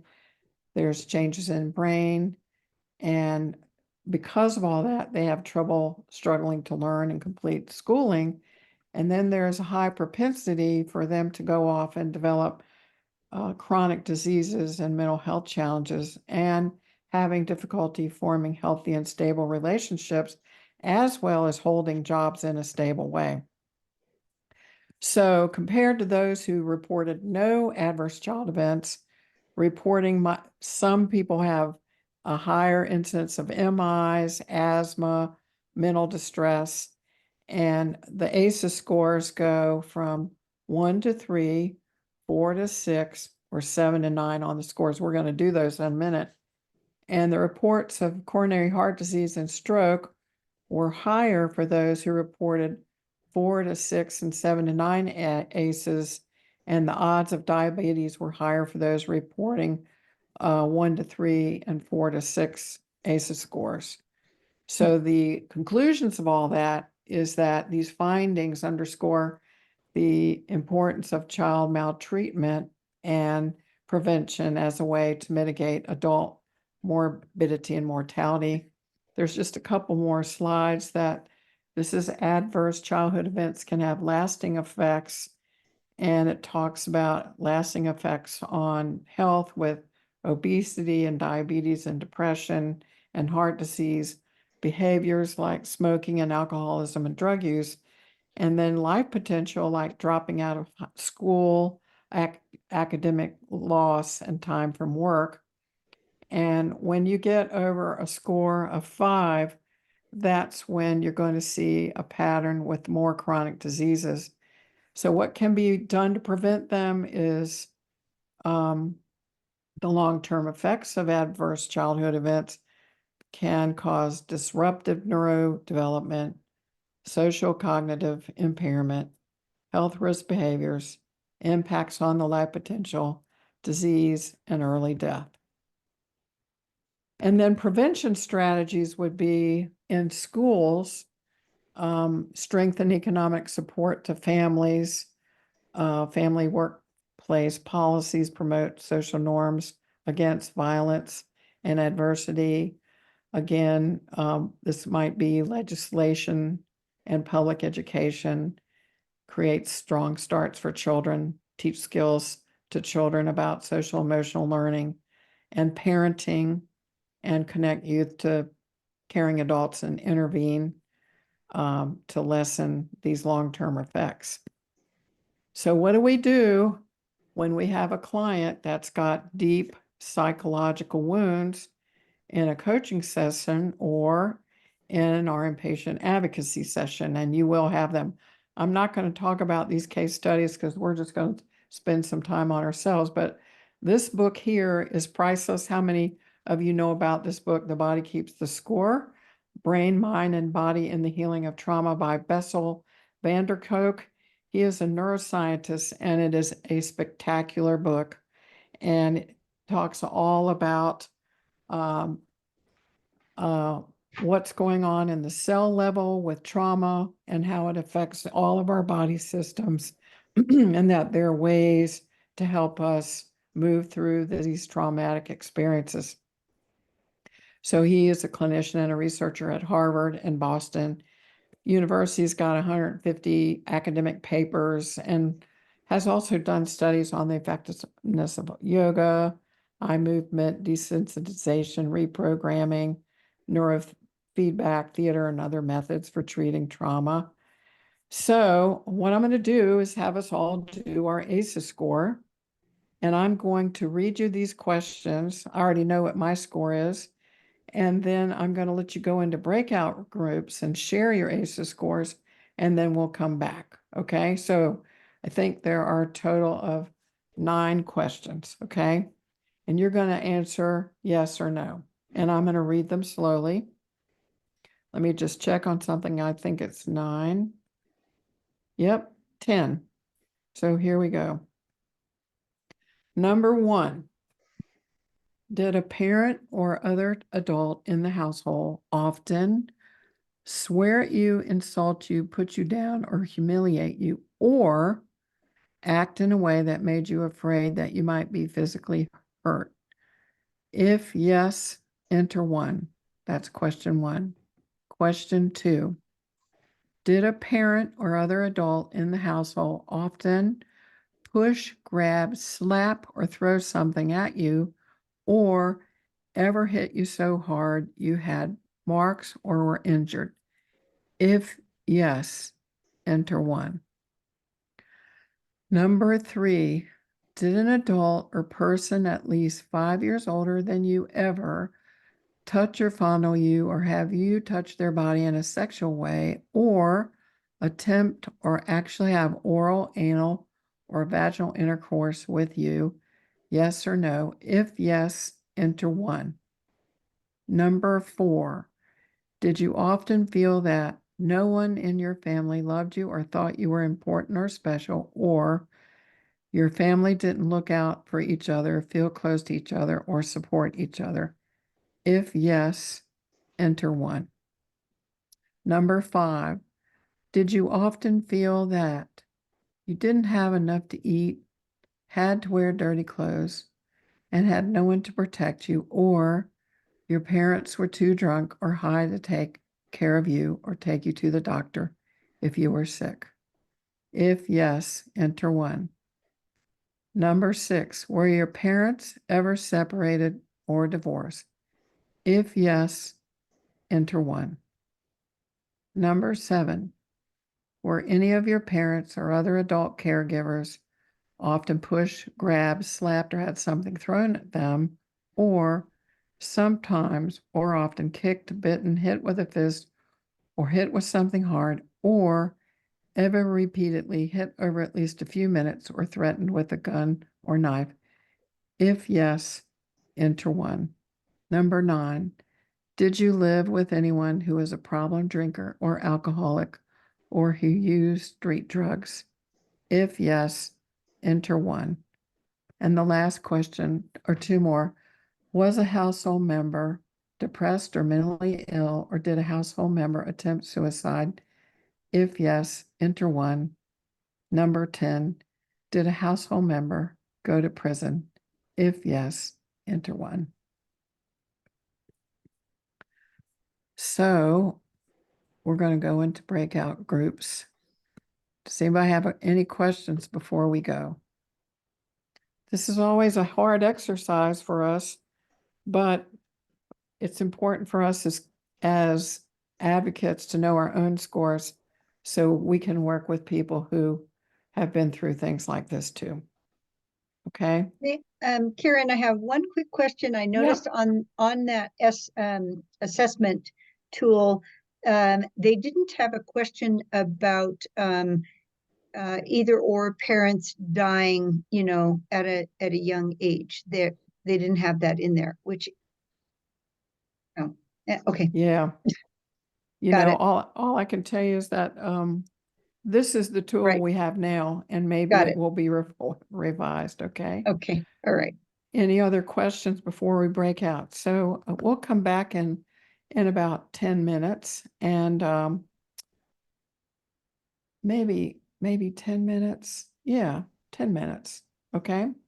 And then maybe 7 minutes. Do you think you all, I'm thinking I should do diets, or do you think I should do it like I did before with 3 in one group and 4 another? We have a nod for 3 in one group and 4 in another. Is that okay? Okay. Then that's what we're going to do. All right. So here we go.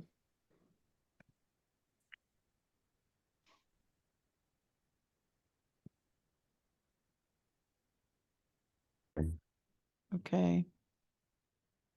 Okay, close.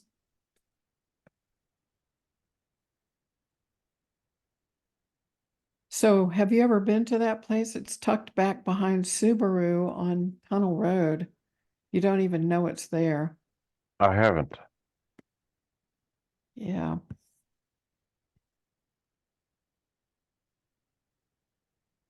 Yeah.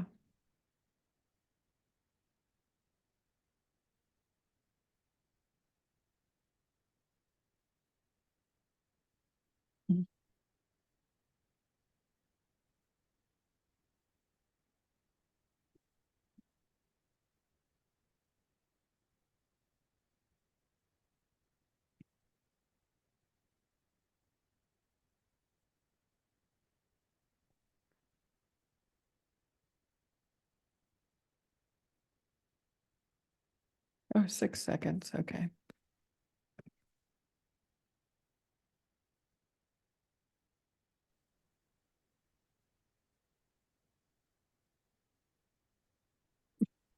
Welcome back. Welcome back.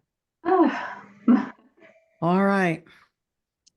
What would you all like to share about that experience? We want a smash room. You want a smash room? Yeah. I have actually thought about doing that as a kind of like a team building amongst our weekend staff. Go to a smash room. Yeah. Got you. Well, I thought it was very powerful. I didn't know that scoring system, and it was very sobering to take the test, and that's actually a test I would like to incorporate into assessment patients in holistic practice, because there's a whole way you could bounce from there into a care plan. No kidding, Matthew. No And Yeah, kidding. and it's a quickie. There's another one I like too, that it's a one question of you just ask, are they happy? Ah, Yeah. And it's huge. yeah. Yes. Yeah. So thank you. This was wonderful. I just learned a lot about myself and 2 other people. Awesome. Thank you, Matthew. Anybody else want to share? Luann, did you want to share something? Oh, I just, in commenting to what Matthew just said, and you already alluded to it, that you're going to speak to it, is having someone that's deeply psychologically wounded as a client, because that the time that you spend with that person can be easily derailed. I just know that as being a nurse, in the in the ER, and how might you stay on track to help someone. Anyway, but the scoring tool would give you a heads up. Yeah, for sure. Any other comments from you all? My internet's petering in and out, so hopefully y'all can hear me. We can hear you. But Sonia has done a fabulous job in her community, from what we were talking about, trying to heal old wounds, and some of which were inherited, and sometimes inherited wounds are just as bad as the wounds you experience yourself. Yeah, definitely. Yeah, I just shared with my group that for the population and my family, in Oklahoma, because of the American Indian boarding schools, like 80% of the indigenous population have experienced all of those things that are on the list. And it just is a journey to go heal, to figure it out for yourself, because I get a lot of those challenging patients. They bring them to me to talk to them, and it's all just listening to them and hearing what they're saying. And I usually express or share a story within, myself or my family, to make that connection with them, to kind of bring them back down to where they can hear me. And that's where we start making that connection, and then they can start realizing some things that were just out of their control, that they didn't have any idea about. So, and it all has to go back to the historical trauma. Yeah. And so it's been a good journey that I've been on, but all I'm trying to do is just help my people heal from that as well. Yes, that's right. That's right. Thank you, Sonia. I would just tell you my ACEs score is a 7, and I had my mother. My father used to beat my mother up and throw things at the dinner table and then pin her down on the floor and beat her. And so there were 5 of us, and we would encircle her and scream to make him stop. And it was awful. He left the house when I was 13, and then my mother started being highly withdrawn. And then just fast forward, she became very mentally ill. She had paranoid schizophrenia, and one of my aunts came up and helped me commit her to a horrific mental institution in Williamsburg, Virginia. You all know Eastern State. Oh, That's where she went, and she was taken out of our home in handcuffs when I was 17. And then she was a nurse, and she, for her entire life, totally was in denial about her psychotropic drugs. So she would be put on psychotropic drugs, stay in for 3 months, come out, stop taking them, become psychotic, and have to be readmitted. And then when I was a sophomore in college, my sister Anne developed paranoid schizophrenia when she was 15, and she started doing some very erratic things, breaking into people's houses and stealing their meat out of their freezers. And so my mother and my sister were very, very ill during the time I was in nursing school. And a huge imprint on me was I had called a social worker for my sister saying, I want to know what kind of med she's on. And she finally called me back and said, well, I have 250 patients and your sister's one of them, and I have no idea what she's on, and you're just going to have to deal with it. So that was a big moment for me. But anyway, I ended up flunking out of college in my first year because I was very emotionally unstable or just fraught with grief and sadness. And so I had a therapeutic journey with therapists for about, I think, around 20 or 25 to 30 years. So I have deep empathy for anyone who goes through any catastrophic things. And we were evicted from our homes and didn't have enough to eat, and didn't have electricity, and couldn't complete homework. And it was very shaming to be called on. And I couldn't answer. So, just a lot of trauma, and a lot of people in our lives and on this planet are going through lots and lots of trauma. So I think the ACEs score is a great thing to use with your clients, but it's powerful. So just wanted y'all to be exposed to that. Okay, so we're at the end of our class. So why don't we do some takeaways? So Mark, any takeaways for you tonight? Just as always, learning some wonderful details. It needs to fall into place real well in my healthcare knowledge. And I further get excited about what each and every one of you have in front of you as opportunities to carry your skill sets moving forward. Thank you, Mark. Jennifer, what about you? Hi, I'm Jennifer, and I'm going to charge $150 an hour.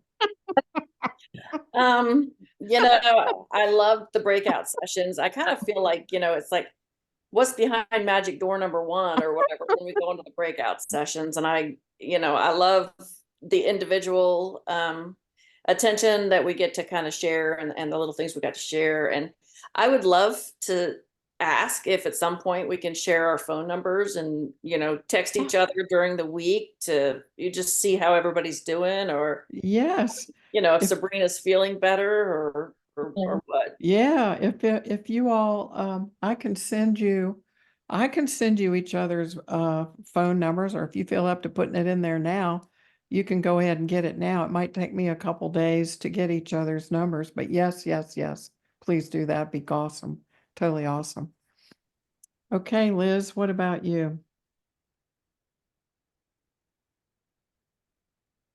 Okay, I need time to process what my takeaways are, but here I do my best. Just to make it about me, it was nice to hear from the naturopathic provider, Anna, and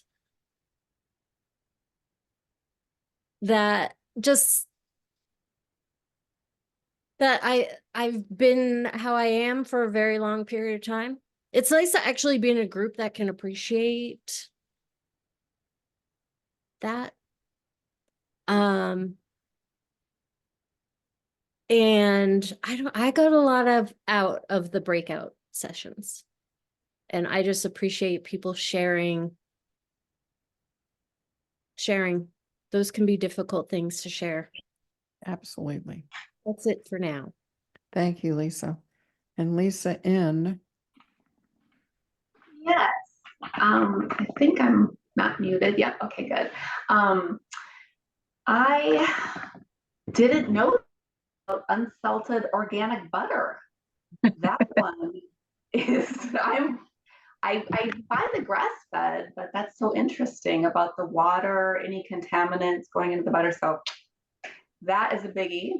And then, yeah, the ACE scores. I've never actually taken my own score before, so that was illuminating. Mine was a 5. Yeah, but I've come a long way. Great. So yeah. Great. Yeah, Great. thanks. Great. And Sonia. Well, again, it's a great class. I love listening to Anna for her to share her story with us, and I took down a lot of notes. And again, yes, the salted butter one really got me, or the unsalted butter. But I'm going to look at these other sites as well, the environmental working group, and just kind of look into some other things, the Dirty Dozen, all of that. So that was very helpful. As I shared with the other group about the ACE scores, I did those probably, 20, 15 years ago whenever I started my healing journey. And it's just really good information. Whenever I do my presentations, I do include that in it as well. But I also tell everybody, be sure and go to a good place afterwards, because it can take you back to some difficult times. But just remember, just always go back to your good, healthy, happy place. So thank you. Thank you, Sonia. Okay, Luann, what about you? I enjoyed the naturopathic presentation. Overall, it was fabulous, but specifically, I liked her charts. Liked her charts on the vegetables. That was a very down and dirty practical takeaway, something I can use this week. Yeah. And I also appreciated to see, and I didn't know this, but the variety in the training across the US. So that was extremely helpful to me, and knowing that going forward. I really think this assessment tool is powerful, because our emotionality and our woundedness translates over into physiologic disease, and it again underscores that. So very good. And I will end on the unsalted butter. So she solved a mystery for me. So my husband is no longer here, but he always bought unsalted butter. And I would always look at that and go, why do you do that? That is just so disgusting. So now he obviously knew something I didn't. And now I feel much better about him and his decisions on diet. Thank you, Luann. Okay, Lisa Seeds, what about you? Well, Anna has pinpointed some things that I've thought about for years and years and years. Growing up on a farm, a lot of times we might have thrown a little dust on the bush just to keep the beetles off of it, but for the most part, we would go pick blackberries out the woods and wild plums, and it always tasted better to me. I don't know that I ever went to a store and bought blackberries that tasted anything better than the ones that I had when I was a kid. So yeah, I could see that. And I don't know about the unsalted butter thing. I still like salted butter, but I try to get the real butter. Anyway, moving on to the latter part of it. It's very sobering to think of where you came from and how far you've grown. And I think that every moment that we've endured is a testament to our ability to grow. So I think we've all had our moments of growth. I think we've all had our moments of despair. And just the simple fact that we're still here, we're still standing, we're still going forward is a testament to how well we do. Amen. Amen. Thank you. And Matthew.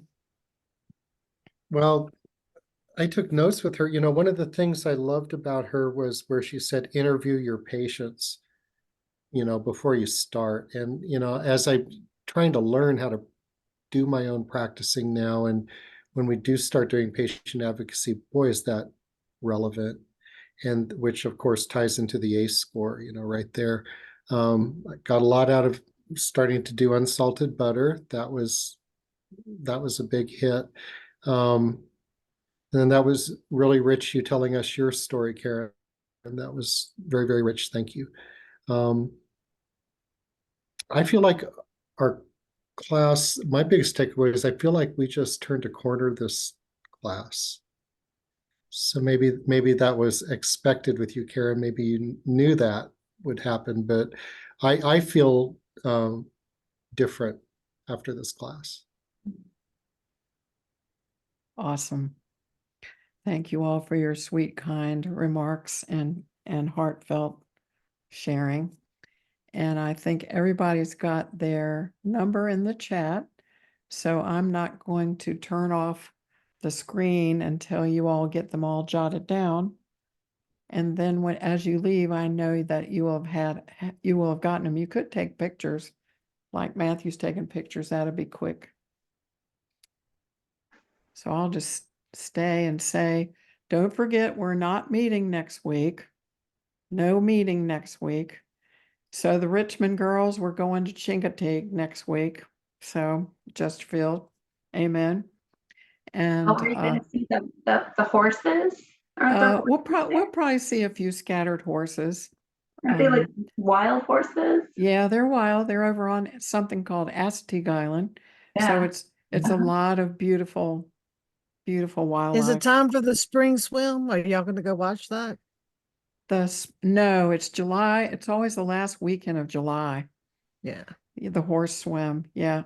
And there's only about 300,000 people there. So we will not be there for that. It's god awful. So we'll be just hanging out with nature and all kinds of migratory birds and eating fried oysters. That's what we'll be doing. So it's good. Well, So next week I'll be in Washington, D.C. for the documentary premiere for the red carpet premiere. okay, So that will be say the name of the documentary. Everybody's Work. Everybody's Work. When will it be shown on some of our streaming services, Sonia? Hopefully after the premiere.